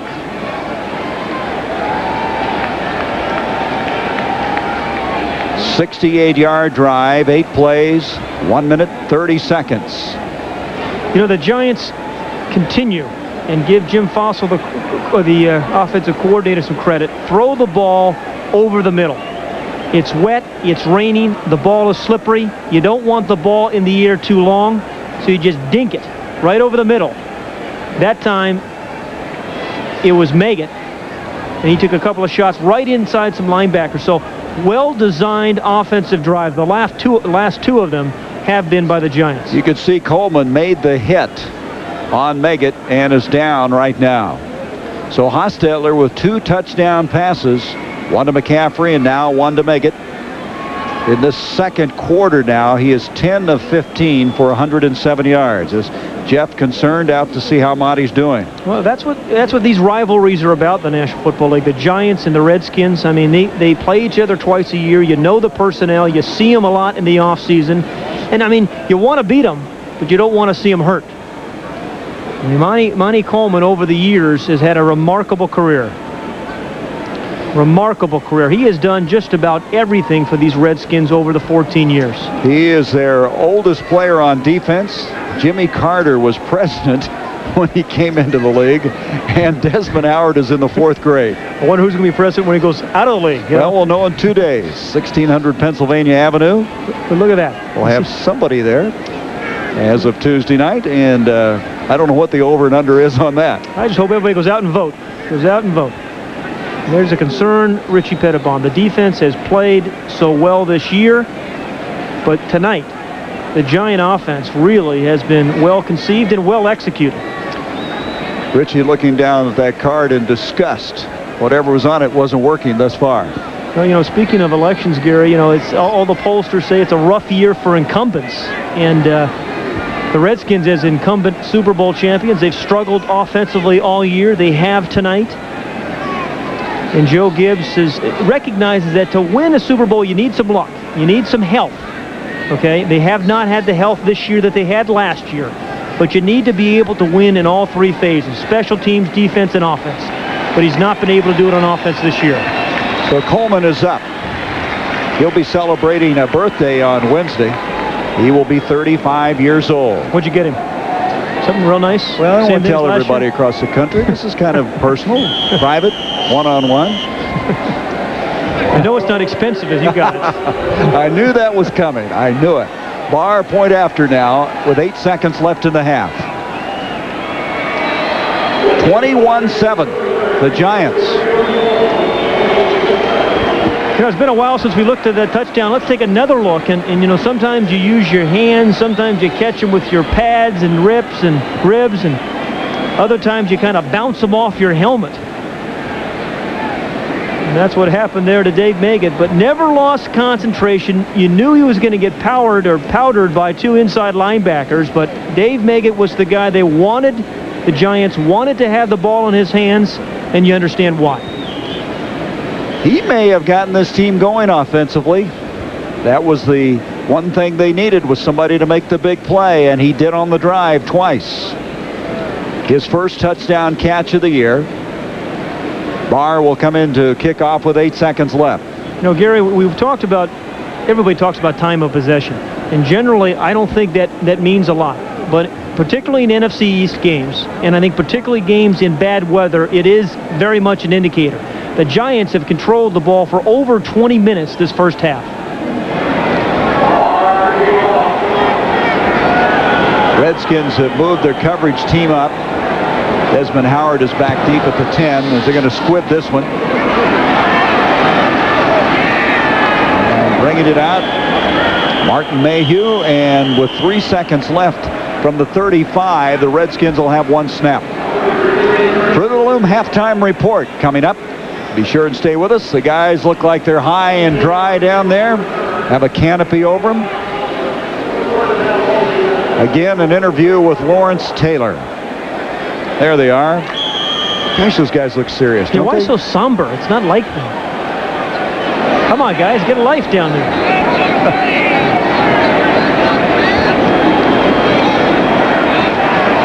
Rippon rolling out as time has expired in the first half. The Big Ben play. And Sanders, the intended receiver, it's broken up, and we come to the halftime. A surprise here at RFK Stadium. Ray Handley, the man who's been besieged, has a 21-7 halftime lead. Bob Neal with you at halftime here in rainy, cold RFK Stadium. 43 degrees. The rain's still coming down. The Giants, 21 points. Hostetler, 146 yards. He's thrown for 2 touchdown passes. Mark Rippon has yet to cross the 50-yard mark. Only 49 yards. 250 yards to 91. Giants more than the Redskins. Ray Handley heard some boos. He must have thought he was at the Meadowlands, but no, the boos were here at RFK for the Redskins. Another big game in the NFC East today, Dallas and Philadelphia. Ernie Johnson, Emmitt Smith was the man. He must have been buoyed by the big Florida win over Georgia yesterday. Emmitt had 163 yards, I understand. Yeah, he did. Don't bring up that Florida-Georgia thing. I got Gators working all over the place in here. But let's talk NFL. Let's talk about the Philadelphia Eagles, who had a 53-game streak of not allowing a 100-yard rusher against them until Emmitt Smith got a hold of him today at Texas Stadium. Cowboys and Eagles in the big NFC East grudge match, and Emmitt only 67 yards in the first meeting when the Eagles won 31-7. 163 yards on 30 carries. This 51-yarder set up the go-ahead field goal, made it 13-10, and the Cowboys went on to their 7th win in 8 tries, 20-10 over Philadelphia. Pittsburgh Steelers and Houston Oilers in the AFC Central. Al Del Greco missed from 39 yards out in the closing seconds as Pittsburgh won it 21-20. Here's a surprise for you. Joe Bugle's guys, the Cardinals, were 1-6. Chris Chandler up top to Ricky Prohl. A 24-7 lead over the Niners, and they win it 24-14. Johnny Johnson had 102 yards for Phoenix. The New Orleans Saints, 23-21 winners over Tampa Bay. Morton Anderson's 50-yarder was the difference there. The Atlanta Falcons, 30-28 over the Rams. Chris Miller left the game with cartilage damage in his knee, could miss 4 to 6 weeks. The Jets and Miami at Giants Stadium. Dan Marino, you don't sack him very often, but he is sacked twice, this one for a safety by Marvin Washington, and the Jets pull the stunner. That's 2 losses in a row for Miami, 26-14. The Jets win it. New England and Buffalo, 16-7 Bills as they move into a tie for the AFC East lead with the Fish. San Diego and Indianapolis, for the first time in 6 years, the Chargers pitch a shutout, 26-0 over the Colts. Cincinnati got 3 touchdown passes from Boomer, the lowest-rated quarterback in the league, and beat Cleveland 30-10. And it was the Green Bay Packers holding Barry Sanders to just 38 yards on 12 carries in a 27-13 win over the Lions. Here on TNT, Giants 21, Washington 7 at the break. We go back to Bob Neal. Thanks, Ernie Johnson. And, of course, McCaffrey and Meggett had 2 touchdown catches from Hostetler, playing very well in the rain here at RFK. Also playing well tonight, maybe in the last time he will ever appear at RFK, Lawrence Taylor for the New York Giants. In a moment, Kevin Kiley talks to Lawrence Taylor, the great LT, and his career as it nears an end. That's when we continue with the Fruit of the Loom halftime report. I can't do the same things I used to do.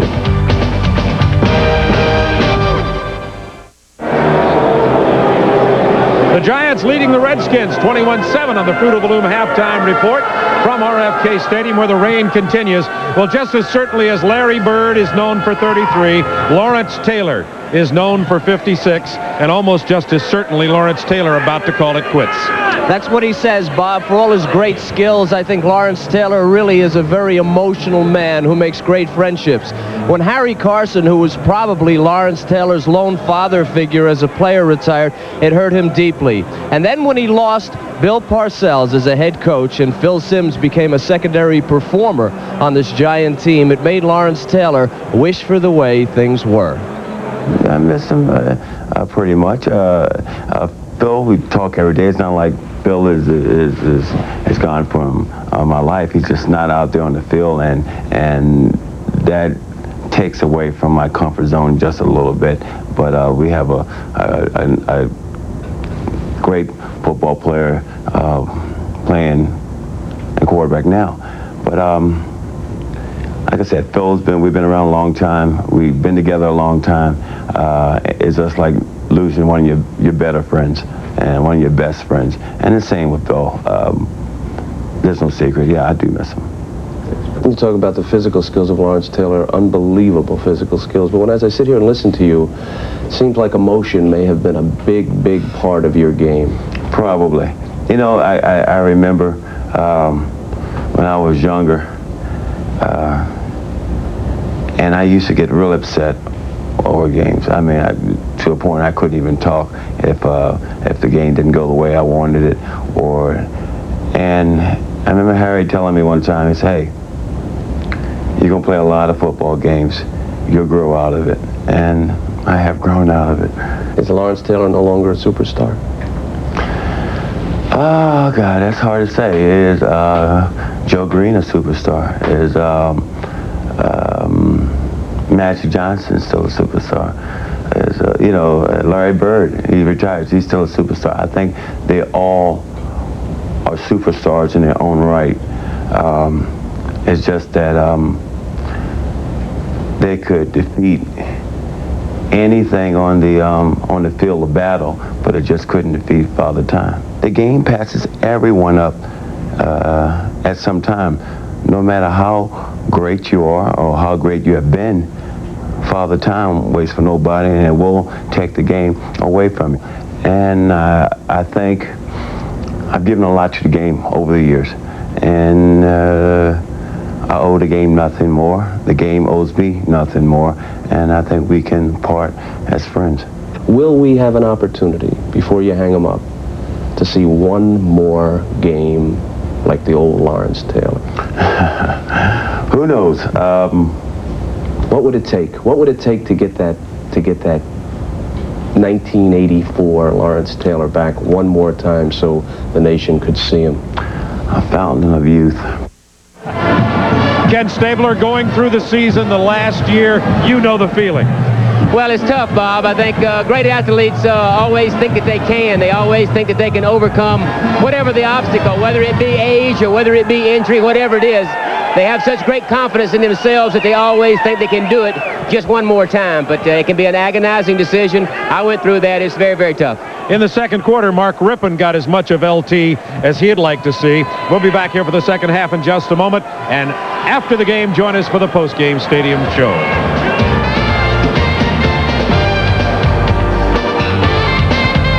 The Fruit of the Loom halftime report has been brought to you by America's favorite Fruit of the Loom. We keep America's men comfortable.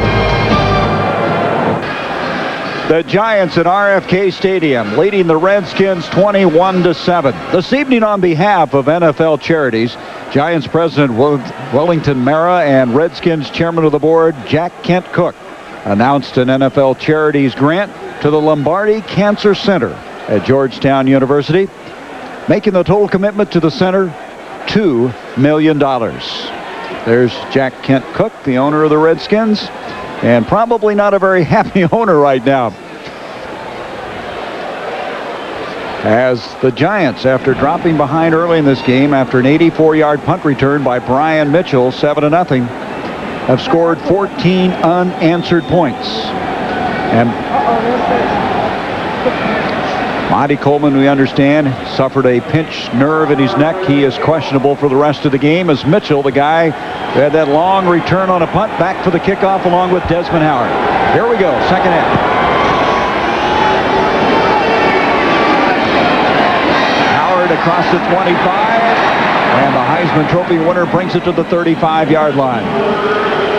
Should the Redskins lose tonight, they would have 3 losses in the division. And look at this, the last 6 years, 2's the most you could lose. Yeah, that's the way the NFC East head coaches, too, look at the records. I mean, you talk to Jimmy Johnson, you talk to Joe Gibbs and Ray Hanley, and say, you can't have any more than 2 losses in the division. You don't have a chance. We have a flag on the play. Personal foul. Number 21 on a kicking team. 15-yard penalty. Wow. First down. That's Renee Thompson. And that is just what Mark Rippon needed. I mean, he gets a pretty good return, and then the penalty, and then you're already in Giants territory before you snap the ball once. And Ray Handley is not a happy camper. That's the best starting field position for the Redskins tonight as they'll start from the Giants' 49. Play action fake. Ripping a lot of time to Biner. Biner makes a nice move and has got the first down. Inside the 40 to the 37-yard line, a gain of 11. Gary, that was a perfect example of the Redskins' theory of throwing the ball. Great protection for Rippon, and their first look is deep. He looks deep for a wide receiver. Then he comes to an intermediate receiver. If nobody's open, he dumps it off to a back, Ernest Biner. You know, the Redskins are only giving up, 252 yards a game, and they've already given up 250 in the first half. That was only the 4th first down of the game on that last play by Washington. Rippon will just get rid of that one. Clark had double coverage inside the 20-yard line. Diassi and McGriggs defending on Clark. You know, this is a really important drive for Mark Rippon and the Washington Redskins. They're down 21-7, but they get the good field position on their opening drive. And we've said it before, Gary, the opening possession, I think, of either half really sets the tone for your team the rest of that half. So this is what Mark Rippon needs to do. He needs to get the ball into the end zone. And Joe Gibbs' team has not scored a touchdown in the last 9 quarters. Offensive touchdown. That's right. They have the punt return. Here is Rippon over the middle, and Terry Orr makes the catch, and that is a first down. Well, interesting adjustment. Everybody talks about Joe Gibbs being an adjustment coach. Now, he saw what the Giants did in the first half, throwing the ball over the middle, throwing the ball to tight ends, and this is just what he does. He comes right back, Mark Rippon, for the first pass attempt of the evening to a tight end. That one to Terry Orr, actually the H-back. He's wide open, right over the middle of the field. That's where all the pass offense has been tonight. First down. Biner straightened up as he reaches the 25. Big hit that time by Lamar McGriggs. We talked about him bulking up from 210 to 218 pounds, staying around the Giants complex and just pumping iron. McGriggs is coming up. Both safeties are going to make a play in here, but watch McGriggs as he comes up and makes the play at the line of scrimmage. That's what you need your safeties to do. Play close to the line of scrimmage, but don't get fooled on play action. 2nd and 9.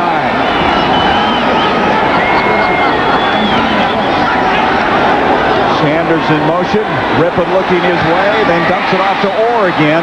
And Orr is going to be tackled at the 21-yard line. Still some 4 yards short of the first down. Carl Banks made the tackle. You know, really, the Giants have been criticized this year for their offense, you know, being designed by Pat Buchanan or Franco. I mean, been that conservative. But isn't it interesting?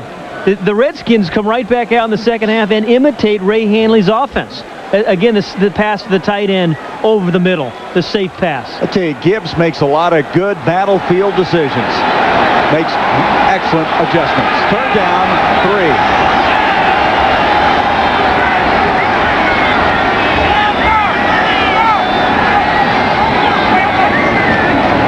Rippon with time. Intended for Biner.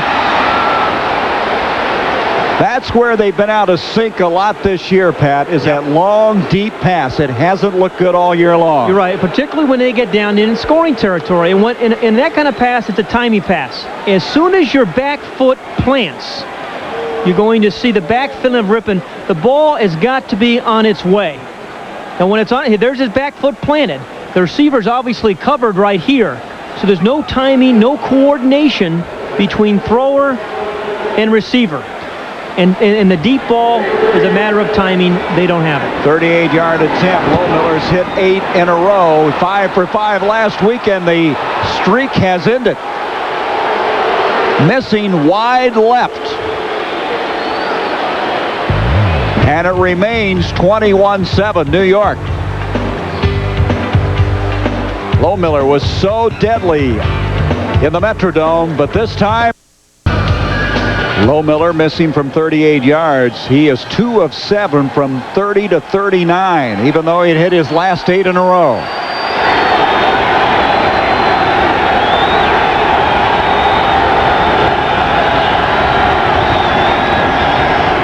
Stetler to Hampton. Hampton trying to get those shoulders turned up the field and barely got a yard. Wilbur Marshall was there first. Gary, if the Washington Redskins are going to win this football game, they're going to have to do it on defense. And it's guys like Wilbur Marshall and Charles Mann and Tim Johnson and Kurt Gouveia, they're going to have to win the game. Their offense is clearly struggling. They're down by 14 points.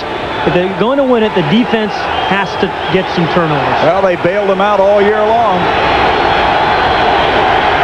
Second down and 9.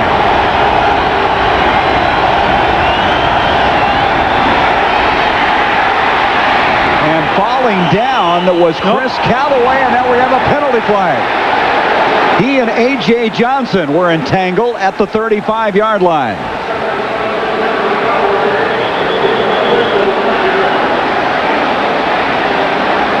Callaway, who gave up the touchdown catch to McCaffrey. It's going to be interference against Washington.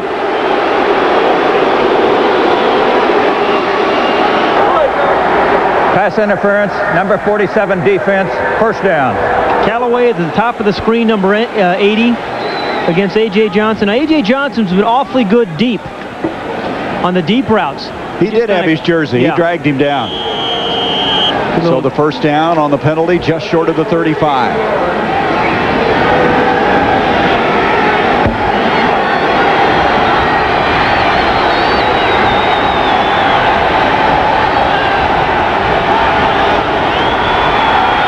Stetler, protection is excellent. Going deep, Stephen Baker's there. He overthrew him. It was Johnson they were picking on again. He's the guy that's replaced Darrell Green just a little too long. But you know, Jeff Hostetler knows you only have maybe 3-4 of those in an entire NFL season when you have a wide receiver wide open for a touchdown. Look at the pass distribution here for the Giants. McCaffrey has got the 3. The running backs have the 4 among those. The tight ends have 5 receptions. But most of the passing yardage has come over the middle. That time, a wonderful change of pace there by the Giants as they try to go deep over the middle. Everything was short. Then they go deep. He was wide open. Second down and 10. Dumps it off to Hampton. Hampton to the 35 and is able to drag a tackler close to the 39-yard line. Danny Copeland over there to make the stop. They say that Hampton has become the complete back this year. Running with the ball, receiving the ball, and also has become a very fine blocker. You know, sometimes you have to try to get the quarterback's attention, and you'll do anything you can. You yell at him, you scream at him, you clap at him sometimes. Give me the ball. And then you get your shoulders turned, you pick up a block by your wide receiver, and you pick up about 4 yards. Third down and 6.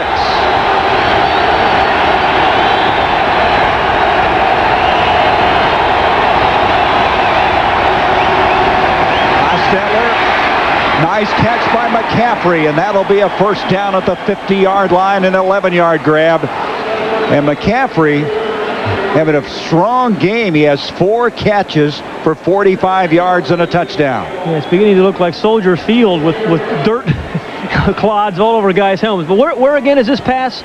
Right over the middle. Now, you think maybe to make an adjustment defensively, you at least play one linebacker in zone or something over the middle to take away those short inside routes, because the Washington Redskins have been playing man-to-man over the middle, and McCaffrey's running away from the defense. Hey, that line's giving him time to throw the football. First down at the 50. Bunch will get a chance, and nothing developing there. Fred Stokes, who started playing very strongly at the start of this game, was there to greet him at the line of scrimmage. Stokes is not very big by most standards in the NFL, but as the coaches were telling us, he's such a good athlete. Well, watch Fred Stokes, number 60 for the Redskins, just stand him up. I mean, you know, he got rid of a blocker, and then he takes all 250 pounds of Jared Bunchon. That's not a new dance step, if you're wondering. He certainly doesn't go down easily, does he? Second down, 10.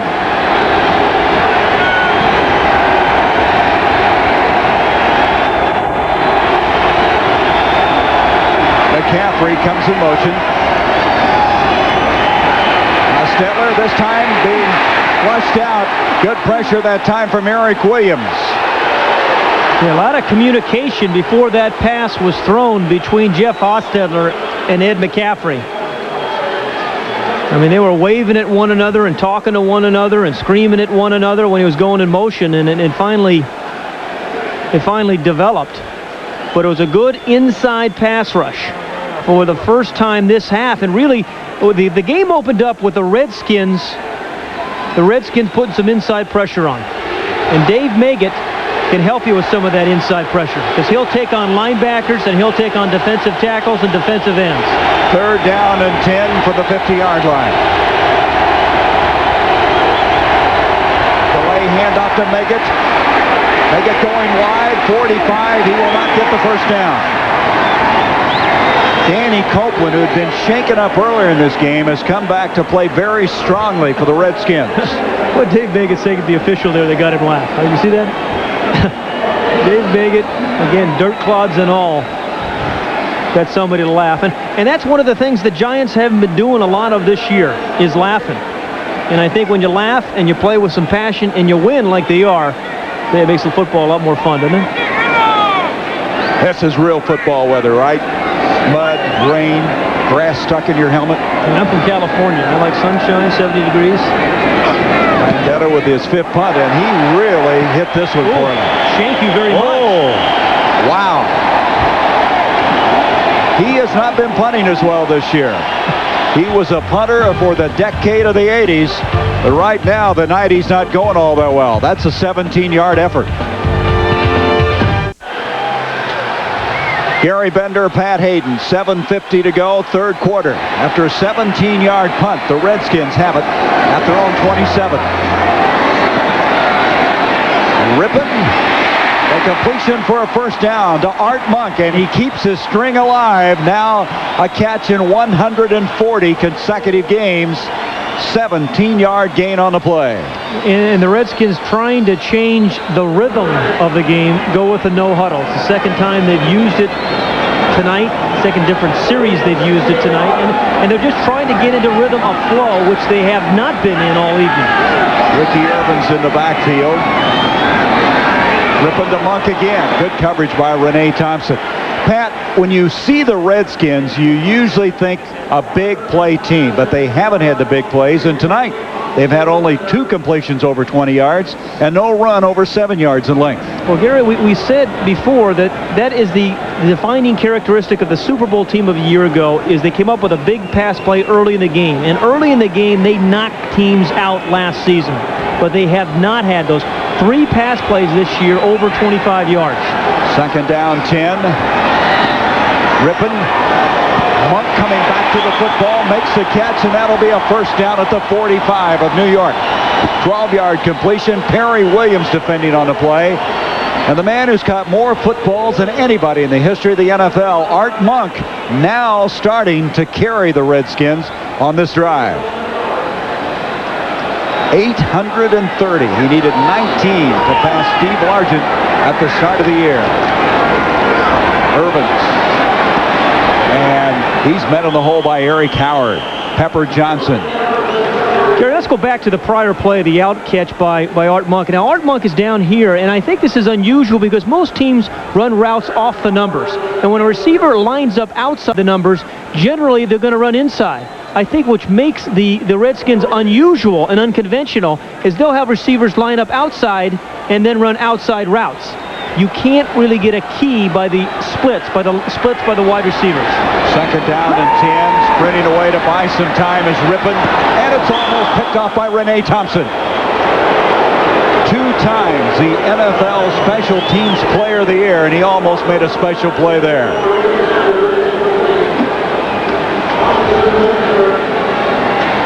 You got to be tough to have the first name of Renee, right? Yeah, absolutely. You play in New York and you play football and your name Renee, you better make some plays, and he did.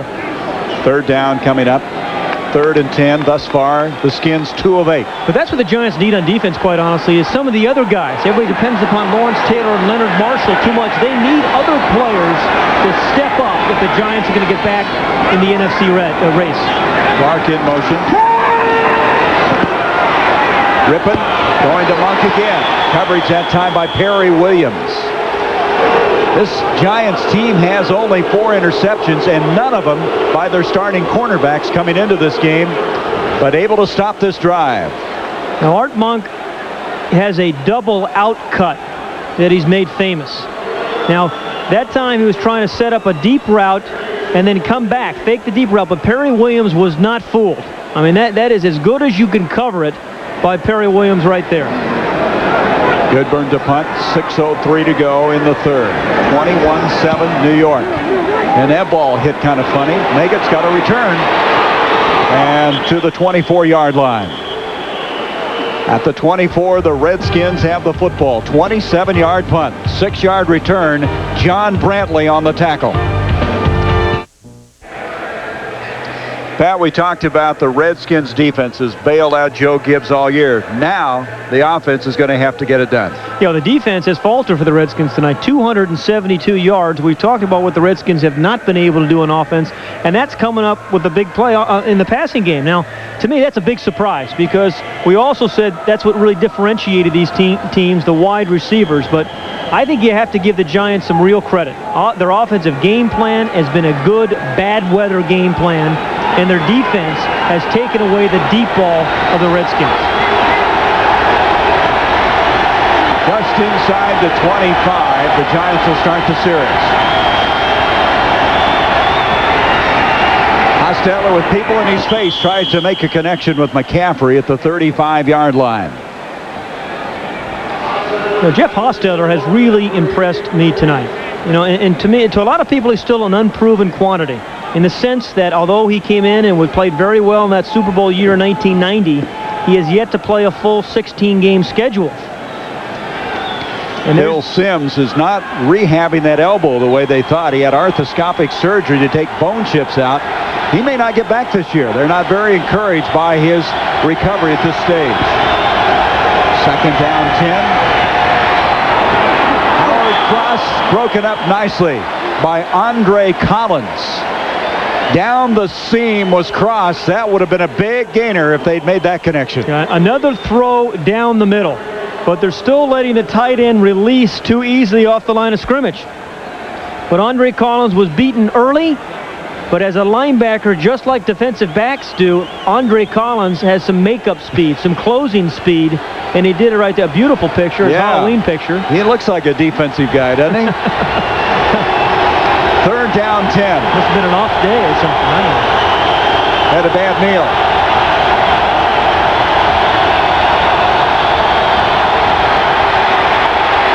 Hostetler will run. Slides as they instructed him to do for the first time, and he is very close and does have the first down just across the 35. Yeah, he thought a flag should have been thrown. I mean, I don't agree with Jeff Hostetler on that play, but he thought he was hit after he slid feet first. There's some real patience in the pocket, and that takes some discipline. Good protection. He goes feet first. He's not supposed to be hit, but I think those players were already moving. You know, I think Hostetler, you look back in this game thus far, still the biggest play was when he scrambled that time for 27 yards. That really lifted this team. And 2 plays earlier, remember, he was hurt, and he was hurt badly. First down at the 35. Little pitch near side Hampton on an option, if you will, and Hampton takes it to the midfield stripe before he's grounded there by Brad Edwards. And say what you will about the Giants' game plans this year, this has been a creative one. I mean, we have seen tight ends, we've seen some deep throws, and now we see an option play. And the little fake, you pitch the ball out to Rodney Hampton, who ran some option plays when he was at the University of Georgia. And again, that's, just a well-conceived play. 15-yard gain. This could be a huge drive. If the Giants score again and make the Redskins have to score 3 times in this game. Yeah, if they score a touchdown here, the game's over, I promise you. At the 49 of the Skins, Hampton again. Hampton close to 8 yards as he's taken it to the 43 of Washington. Collins on the stop for the Redskins. You know, earlier in the game, Rodney Hampton had some big holes to run through, Gary. But even when you don't get big holes, sometimes you make them. Some running backs run to daylight, other running backs create daylight, and Rodney Hampton is one of those guys that can create daylight. Second down, makes it 4 yards to go.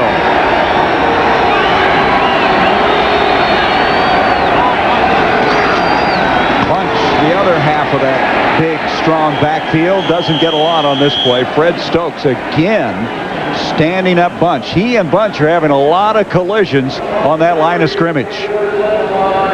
Very good balance, Pat, prior to that last play. 157 yards rushing for the Giants, 148 passing. Well, both head coaches said this week, when they asked about this game plan, said, hey, this isn't a fancy game plan. We need balance. We need to run the ball and pass the ball. And as you said just there, the Giants have got all the balance tonight. 3rd and 4.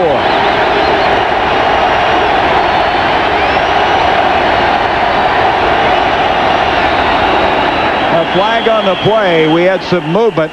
It looked like both tackles, Riesenberg and Elliott, had backed up to pass block. Let's see what it's all about. Prior to the snap, we got false start, number 72 offense. 5-yard penalty, repeat 3rd down. It's Riesenberg, but it could have been Elliott as well. Well, I'll tell you, that's a big penalty, though, because then you go from, 3rd and 5 to 3rd and 10 or 3rd and 4 to 3rd and 9, I guess. And, you know, when you're in that 4-down range, you have a lot of different options. I mean, you can throw a little flare, let the running back break a tackle, pick it up. You can throw the tight end over the middle. At 9 yards, it's a completely different down and different play selection. 3rd down and 9.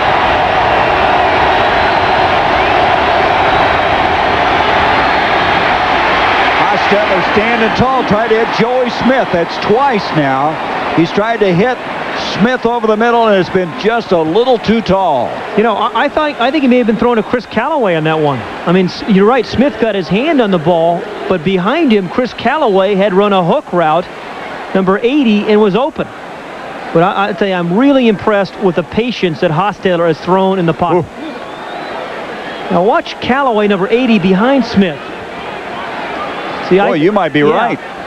I think Callaway interfered with a wide open Chris Callaway. I'm sorry, Joey Smith did. Well, Smith has not caught a ball all year, figuring more in the offense with Ingram hurt. Landetta gets this one very high at the 10. Mitchell will bring it up the field, and his forward progress to the 15.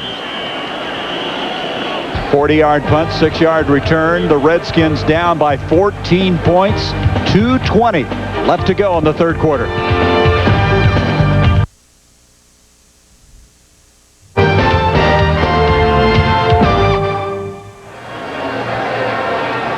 (21-7) the Giants, and it continues to rain here in the nation's capital. One of our cameramen, Eric Norberg, is using all the towels and then some, trying to keep from getting completely washed away. And I tell you, these cameramen, they work hard on these kind of nights. First down at the 15 for Rippon. Rippon giving off to Feiner. Feiner weaves his way out to the 20, a gain of 5. You know, with 2 minutes and 12 seconds remaining in the 3rd quarter and the Giants up 21-7, I really believe the Redskins have to score on this possession. This is what I was talking about earlier, Pat. That just isn't Washington Redskin football. No, well, you're right, but we've talked about the timing. Deep passes requires timing. They've been out of sync all year in the passing game. You can go back and say, hey, Rippon wasn't in for training camp, or lots of other things, but it comes down to timing. 2nd down, a long 4. Feiner running behind Joe Jacoby and didn't get much on that play. It'll bring a 3rd down and still 3 yards. Here's tonight's Silver Bullet scoreboard as we look at today's action in the NFL and what happened as we've come to the halfway point of the season. The Jets, with that win over the Dolphins, their 2nd win of the year. The Bills, that was not an easy game today. The Patriots still looking for their 1st win. Ingles ended a 5-game losing streak. 3rd down and 3 yards to go.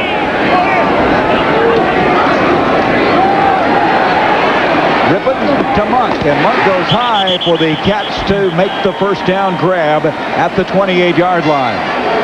Harry Williams defending on the play as we go back to the scoreboard. And I tell you, Bobby Ross really got the Chargers playing well. They lost, what, the first 4, then they come back and win the next 4. And that game in Texas Stadium, and the Cardinals, congratulations to Joe Bugle and his troops, defeating the 49ers in Sun Devil Stadium. You still live out in Phoenix, don't you, Gary? First down now from the 29-yard line. I bet it's not raining there. Ripping back to throw. Complete to Monk, and Monk has an 8-yard pickup on the play. Yeah, isn't it interesting, though, for the Washington Redskins, when you need to have something happen or need a player to make something happen, you go to Art Monk. The play before, it was 3rd and 4. They throw the ball to Art Monk. He picks up the first down to keep the drive alive. Then they come right back to him. As we now come to the end of the third quarter, well, they stopped it with 2 seconds. As Rippon will come to the near side. Monk in this quarter has 4 catches for 44 yards. And you kind of sense that he's given Rippon some confidence that he's there, he's available, he's open. Well, you know, I think the highest compliment you can pay any receiver is that he's consistent. And Art Monk has been consistently open for 13 years and consistently caught the football. And you're right, that gives a quarterback confidence. You protect the quarterback, that gives him confidence. You throw the ball to Art Monk, and that gives you more confidence. Short of the first down, so the measurement stopping the clock with 2 seconds. You know, I think it's interesting. You talk to Joe Gibbs about Art Monk, and he's the kind of player you measure a lot of other players by. You say, gosh, if you practice as hard as Art Monk, or if you were as disciplined as Art Monk, or if you studied as hard as Art Monk, I mean, Art Monk is the measuring stick for Joe Gibbs. Does it very quietly, doesn't say an awful lot. Of course, making history this year, becoming the all-time leading receiver in NFL history. And so we're not going to get another snap as they start the clock after the measurement. And 3 quarters are history here at RFK Stadium. And the Giants maintaining that 14-point lead. 21-7 as we go to the fourth quarter. Be sure to join us Friday as the NBA returns to TNT with an opening night doubleheader. Coverage begins at 7:30 with the NBA preview show hosted by Ernie Johnson. Then NBA action gets underway with the world champions, the Chicago Bulls, taking on the Cleveland Cavaliers in Game 1, followed by the Seattle Supersonics and the Houston Rockets from Yokohama, Japan in Game 2. Who's the home team in that game? Yokohama. We start the fourth quarter on a 2nd down and a yard to go, and they pick up the first down. Biner carrying forward progress just about the 44-yard line. Each quarter, a team averages about 3 possessions, Gary. And again, the Redskins are now down by 2 touchdowns.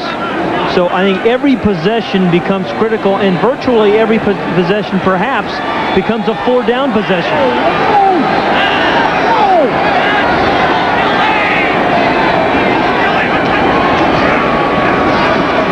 Once again, Pepper Johnson making the stop. Crowd not liking that conservative call as they bring it to the 42. Pepper Johnson led the Giants in tackles for the 3rd time in 6 years. He's a fiery guy. He'll speak his mind.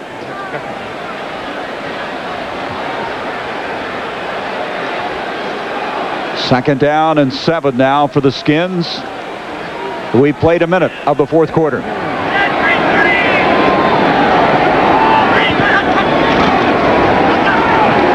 Rippon to Monk. Monk to the 35, first down. And again, number 81 is the primary guy in this second half. That is a 17-yard completion. Well, let's take a look at 2 of the best players in football. First, Art Monk. This is a guy that gets more production out of motion and shifting than any receiver, I think, in the history of the game. He has a feel for the soft spots. He uses the motion to set people up. And then LT. I mean, you tell me what that guy should not ever be in pass coverage. Boy, Ed Simmons got a snoot full there, didn't he? First down, and from behind, it's LT with the big defensive play, and the Giants have recovered. Now, I know quarterbacks still fear him because I talked to him. Offensive tackles still fear Lawrence Taylor as a pass rusher. No one fears him in pass coverage. But when he comes like that, I mean, look out. And, you know, Joe Gibbs says the first thing I do is try to protect my quarterback's blind side. Because if you have a quarterback who thinks his blind side is protected, he can be confident. But you're never confident when Lawrence Taylor's on your backside. Well, Joe Gibbs kept telling everyone he still sees the same LT, and there was a flash of it. 2 in a row. 2 flashes of it. The fumble recovery at the 46. Hampton wedges it up to the 50-yard line. Andre Collins on the stop. We talked about he set such a high standard, he being LT, at age 33, it's very hard sometimes to maintain that level of play. But you still see how disruptive he can be. There's what he has done against the Skins. In the last 20 games he played against them, he had 18 sacks. Yeah, and remember, he's generally getting blocked by 2 or 3 guys, and Joe Gibbs designed the one-back offense just to block Lawrence Taylor. 2nd and 6. Hampton with Bunch throwing a block. Hampton cutting it for the first down. He's still on his feet to the 30. He's to the 25, to the 18-yard line, and tackled there. Gary, there was some absolutely sensational blocking. Eric Moore, the tight end, Jared Bunch. I mean, Eric Moore, the right guard, number 60. Watch him. 72, Riesenberg is there as well. Bunch, number 33. Bunch gets a block there. There's one block by number 33. Moore kicks him up. A Bunch keeps going. He's going to block a second guy. I mean, there's Riesenberg again, number 72, 15, 20 yards downfield. That's wonderful blocking by the Giants' offensive line. Hampton's gone over 100 yards, 102 for the night. From the 18-yard line, here he goes again, and he's just getting heated up as he takes it to the 15. Brad Edwards made the stop. You know, Hampton still has had the best rushing day of anybody this year. He had 167 yards against the Cardinals. What did Emmitt Smith have today? 163. So he's still got not only the best day, but the longest run from scrimmage this year of 63 yards. Gary, I am really surprised. I'm obviously surprised at this game, but I'm equally as surprised that the Giants have lost 4 times this year. I mean, I know it's difficult to be consistent in the National Football League, but this is a Giant team that has played very well against the incumbent Super Bowl champions. From the 15-yard line, 2nd down and 7. There's that option again to Hampton. Wilbur Marshall able to catch up with him inside the 10. Yeah, I think if you're going to run the option play, you're better off running it away from Wilbur Marshall.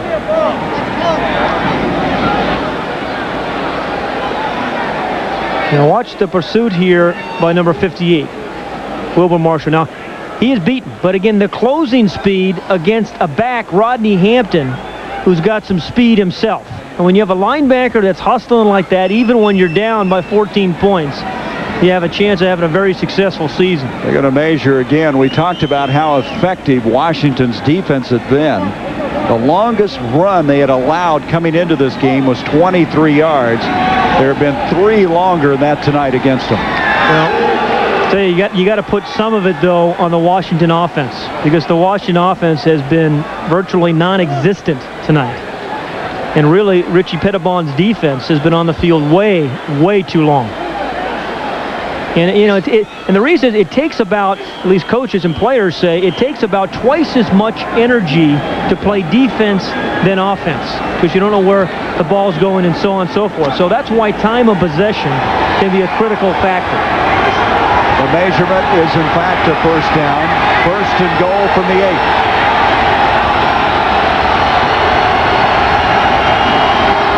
Hampton again. Hampton just keeps pumping those legs, takes it close to the 5. Prior to that snap, the Giants have had the football over 31 minutes in this game. And this is a game at this point that offensive linemen love, because they know they have won the game. Offensive linemen and defensive linemen. And, you know, when you get in the NFC East, the 2 yards on either side of the neutral zone are the most critical. In a lot of other divisions, everybody's looking for open space, but in the NFC East, it's two sides on either side of the neutral zone. 2nd and goal from the 5.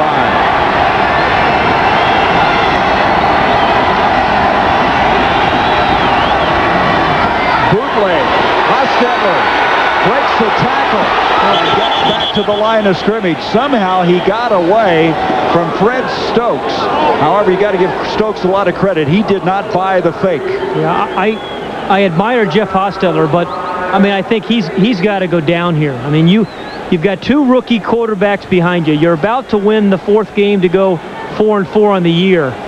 Get down, get out of bounds. Don't put your right shoulder into the defender. I mean, that's how you lose your only veteran quarterback for the rest of the year. It'll be 3rd and goal just inside the 5. Well, they've had some success throwing the ball to McCaffrey down here on some height mismatches. 7th play of this drive. Hand off to Meggett. Meggett trying to get into the end zone. And they say he is just short. Tim Johnson denied him. Some guys have a nose for the goal line. And, you know, sometimes it starts at a 1-yard line. Well, Dave Meggett, his nose for the goal line starts at about the 15-yard line. It's 4th down, and you saw Hanley. Let's kick it. Barr is going to come in. Again, another nice call. I actually thought he got down there. Look at Johnson, though. He's just not going to let Meggett fall forward. Knees down. You know, from that angle, I'm not sure you can see if the ball was over, but that may have been a touchdown.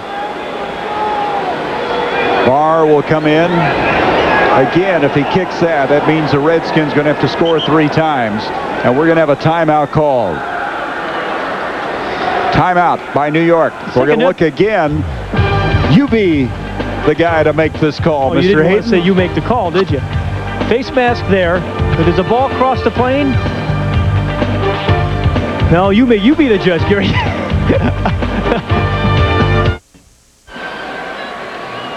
Giants with the timeout. Matt Barr will attempt an 18-yard field goal. He is 8 of 8 this year, 40 yards or less. His 3 misses have come from 49, 50, and 51 yards. Redskins have any chance at all, they have to block. I mean, there's just no two ways about it. Hostetler to hold. And the kick by Barr right down the middle. But Gary, let's go back. I think Meggett scored. We were talking about he couldn't really see it in the pile of bodies, but here's Meggett right here, and we're in the draw play. And when his knee touches down, right there, I think the ball had crossed the plane of the goal line. That's a touchdown for the Giants.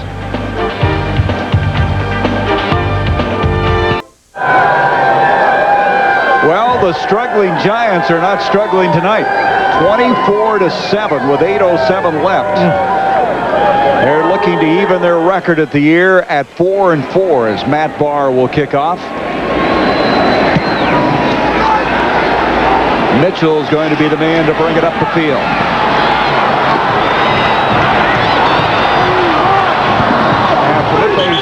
Sparks bulldogs him down. And now for the Isuzu play of the day. Let's go to Atlanta. Here's Ernie Johnson. All right, thank you very much, Gary. If you're a regular viewer of TNT, of course, you know the Isuzu play of the day is usually one of the great plays of the day. Today, we show you a pass completion that will not appear in the stats. At the Silverdome, Rodney Peete to a wide-open Sterling Sharp of the Packers. Sterling thrilled about it. Rodney Peete not, because the Pack beat the Lions. That's the Isuzu play of the day. Back to Gary Bender.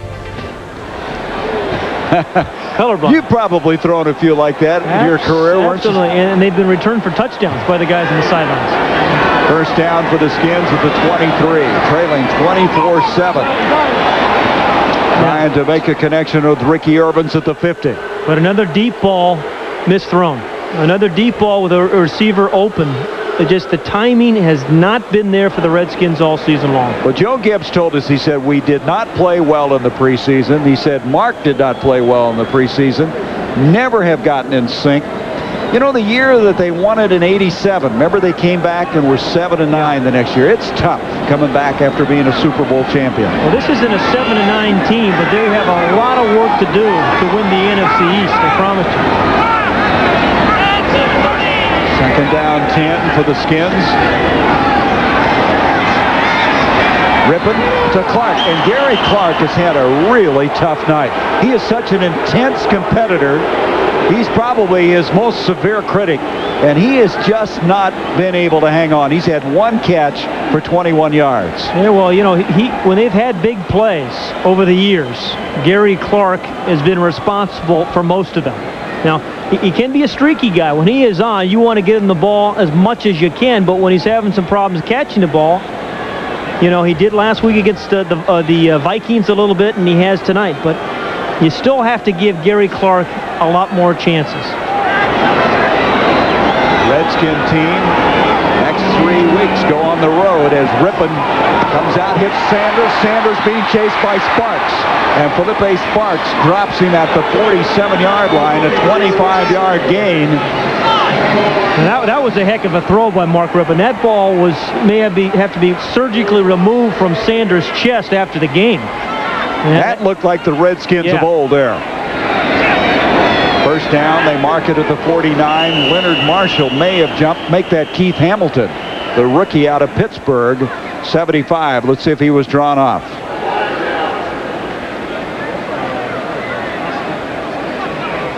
Skins anticipating it's against them.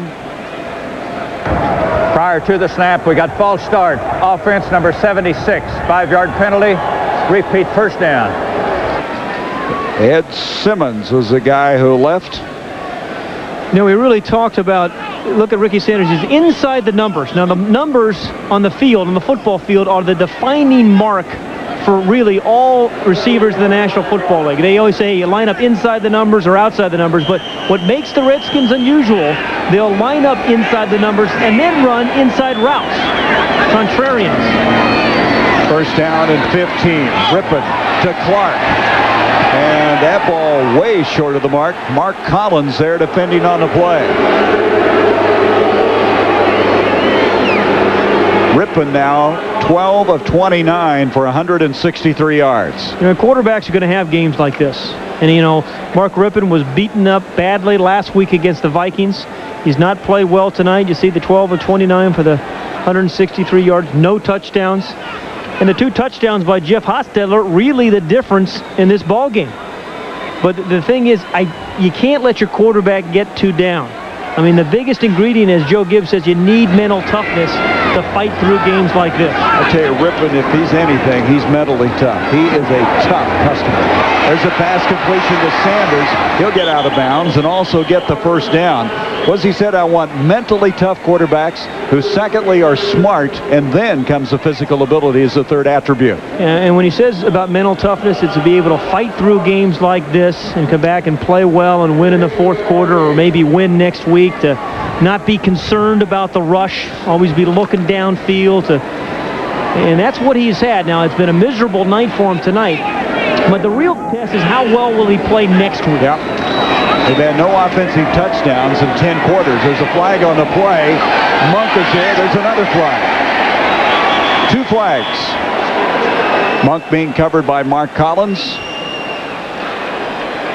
Okay, Gary, Lawrence Taylor is still playing hard. I mean, the last 2 downs, he has been on the tail of Mark Rippon. I mean, 2 guys, against Ricky Irvins, the left tackle as well. A lot of wannabe. We've got offsetting fouls, holding. Alawanibi is growing up in a hurry, isn't he, on that side, replacing Jim Lachey. Big Mo, yeah. Ricky Irvins We've got offsetting 5'7". fouls, holding on the offense, illegal contact on number 5 defense, fouls offset, replay down 1. Started to say Ricky Irvins is 5'7", and if he blocks like that and has Taylor run into him very many times, he's going to be about 5'5". There's Elawanibi. Got to correct my pronunciation from a moment ago, Gary. Thank you for letting me do that. But he's a guy, or just say Mo, and I That's feel right. much more comfortable with that, quite honestly. But he's played pretty well. In the last 3 weeks, he's had to play against Clyde Simmons of the Eagles, Chris Dolman of the Vikings, and Lawrence Taylor and Leonard Marshall tonight. First down, and Rippon, with people around him, gets rid of the ball. Ron Middleton is able to make the catch. And by the way, that's his first catch of the year. Another flag, however, as Ron Middleton took it close to the 25, an 11-yard gain. It'll come back.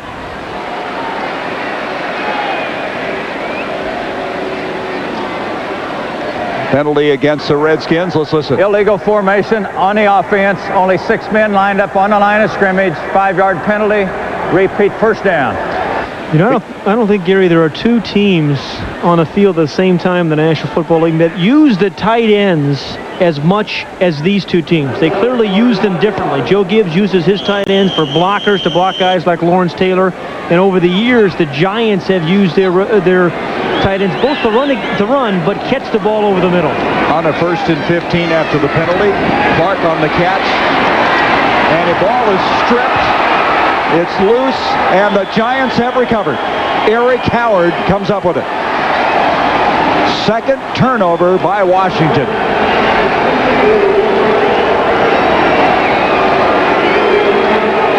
You know, I don't think you can blame Gary Clark here. He's just trying to make something happen. Now, he spins out to the right because he thinks that's where the open area is. Actually, if he had spun inside, he's got to play. But Mark Collins, with a 24-7 lead, is not going to let anything get by him. Either past him on the long pass or through him on the run. Art Monk is not a happy man. Check that. Gary Clark is not a happy man as his team down 24-7. 6:13 left to go in the game as Rodney Hampton on a first down brings it across the 40 to the 42. Pat, I was just thinking, last week, the Steelers went into Arrowhead Stadium and shocked everybody, beating the Chiefs. And here come the Giants into RFK. And likewise with a stunner here. Well, you know, it just, I'm still really amazed that the Giants have lost 4 games. I mean, I think if they play like this, or if they can play like this the rest of the season, they have a chance of being a playoff team. There's just no doubt. I mean, yes, the Redskins are struggling, but certainly the Giants contributed to that struggle tonight. Washington using a timeout. They have 2 left. Well, Ray Handley's team will meet the Packers next week, who defeated Detroit. Packers moving to 3-5 on the year. Well, Joe Gibbs said there's no way we should be 10-point favorites. Not looking at this series historically. They'd lost 6 in a row before sweeping the series last year. So Ray Handley will get his first win as the Giants coach against the team from the nation's capital.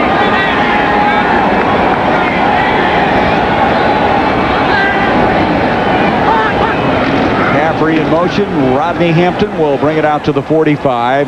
Second down and 3, and he's about a yard short of the first down. You know, Gary, you know your offensive linemen are doing a pretty good job when you're running the ball when the other team knows you're going to. And those two plays, the Giants picked up, what, about 9 yards? And every Redskin knew they were going to run the football.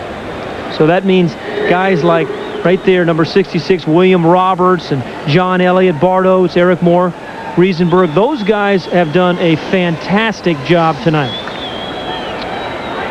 3rd and a yard to go.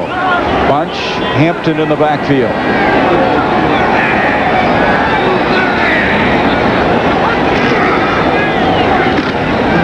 Hampton diving forward off the right-hand side. We'll have a McDonald's player of the game selected at the end of all of this, as we have 5 minutes left to go.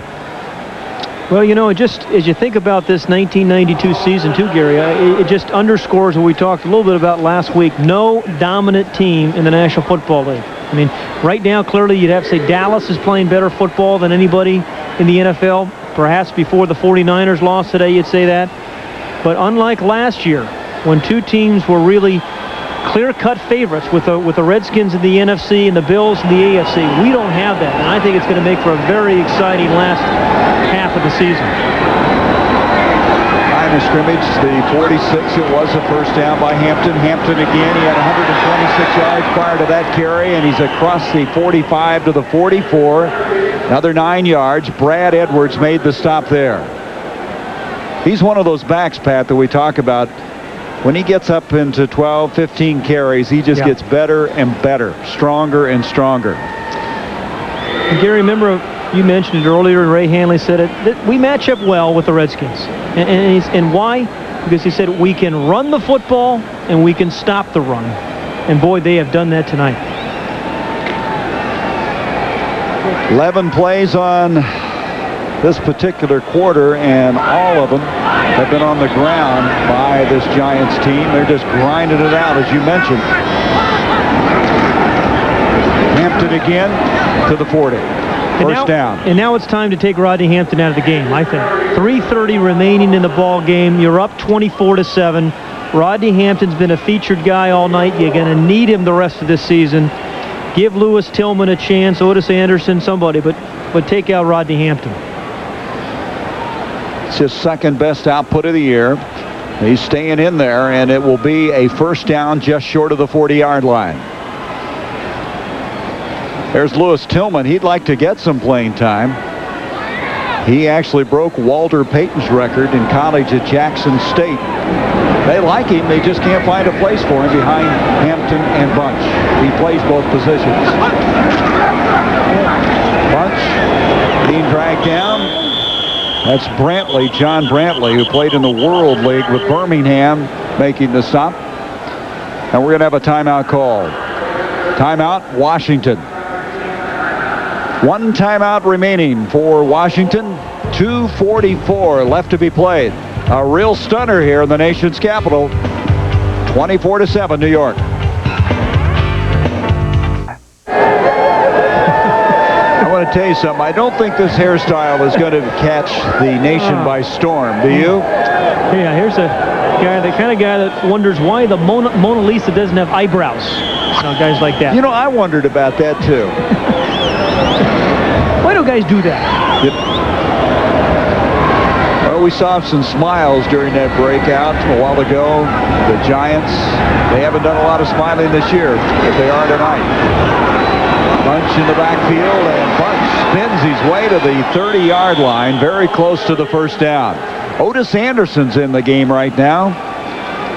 The oldest running back in the NFL at 35 years of age. 6 1,000-yard years for this guy, who's still the Cardinals' all-time leading rusher. You know, it just doesn't look right when his uniform's clean. You think about Anderson, O.J. Anderson, all the great runs he had. Never the 80-yard variety. Yep. But, the short yardage runs, the touchdown runs, the bad weather type of games that he played in. And he comes in with a clean uniform. Just doesn't seem right. He was the MVP in the Super Bowl in '90 as we come to the 2-minute warning. 24-7, New York. 2 minutes to go in this one. The Giants with a 24-7 lead, and we're going to announce at this time our McDonald's player of the game, and it's Rodney Hampton. There's his numbers. Second best day of the season for Hampton. He had 167 yards early in the game, and it's Rodney Hampton.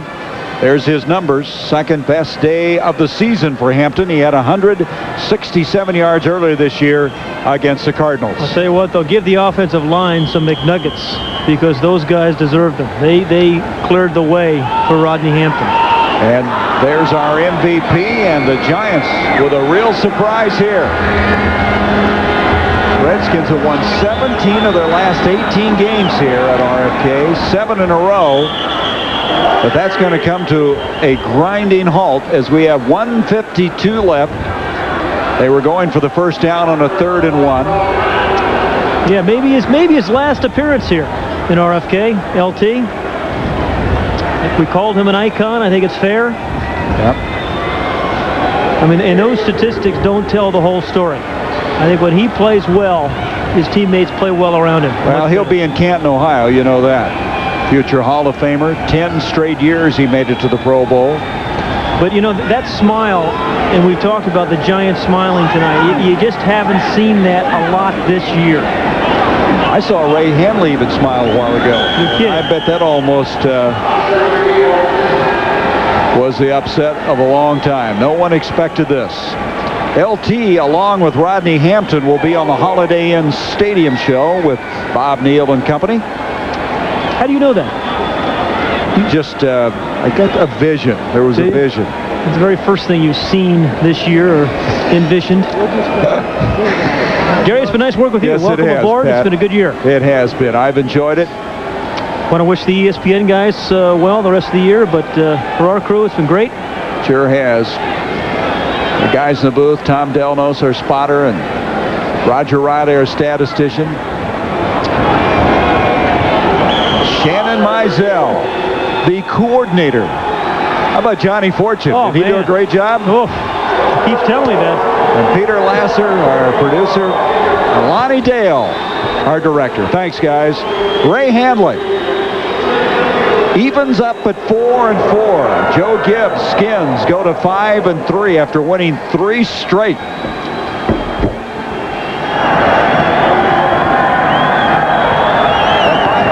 RFK Stadium. The New York Giants 24, the Washington Redskins 7. Holiday Inn Stadium show coming up. We'll be back with some final thoughts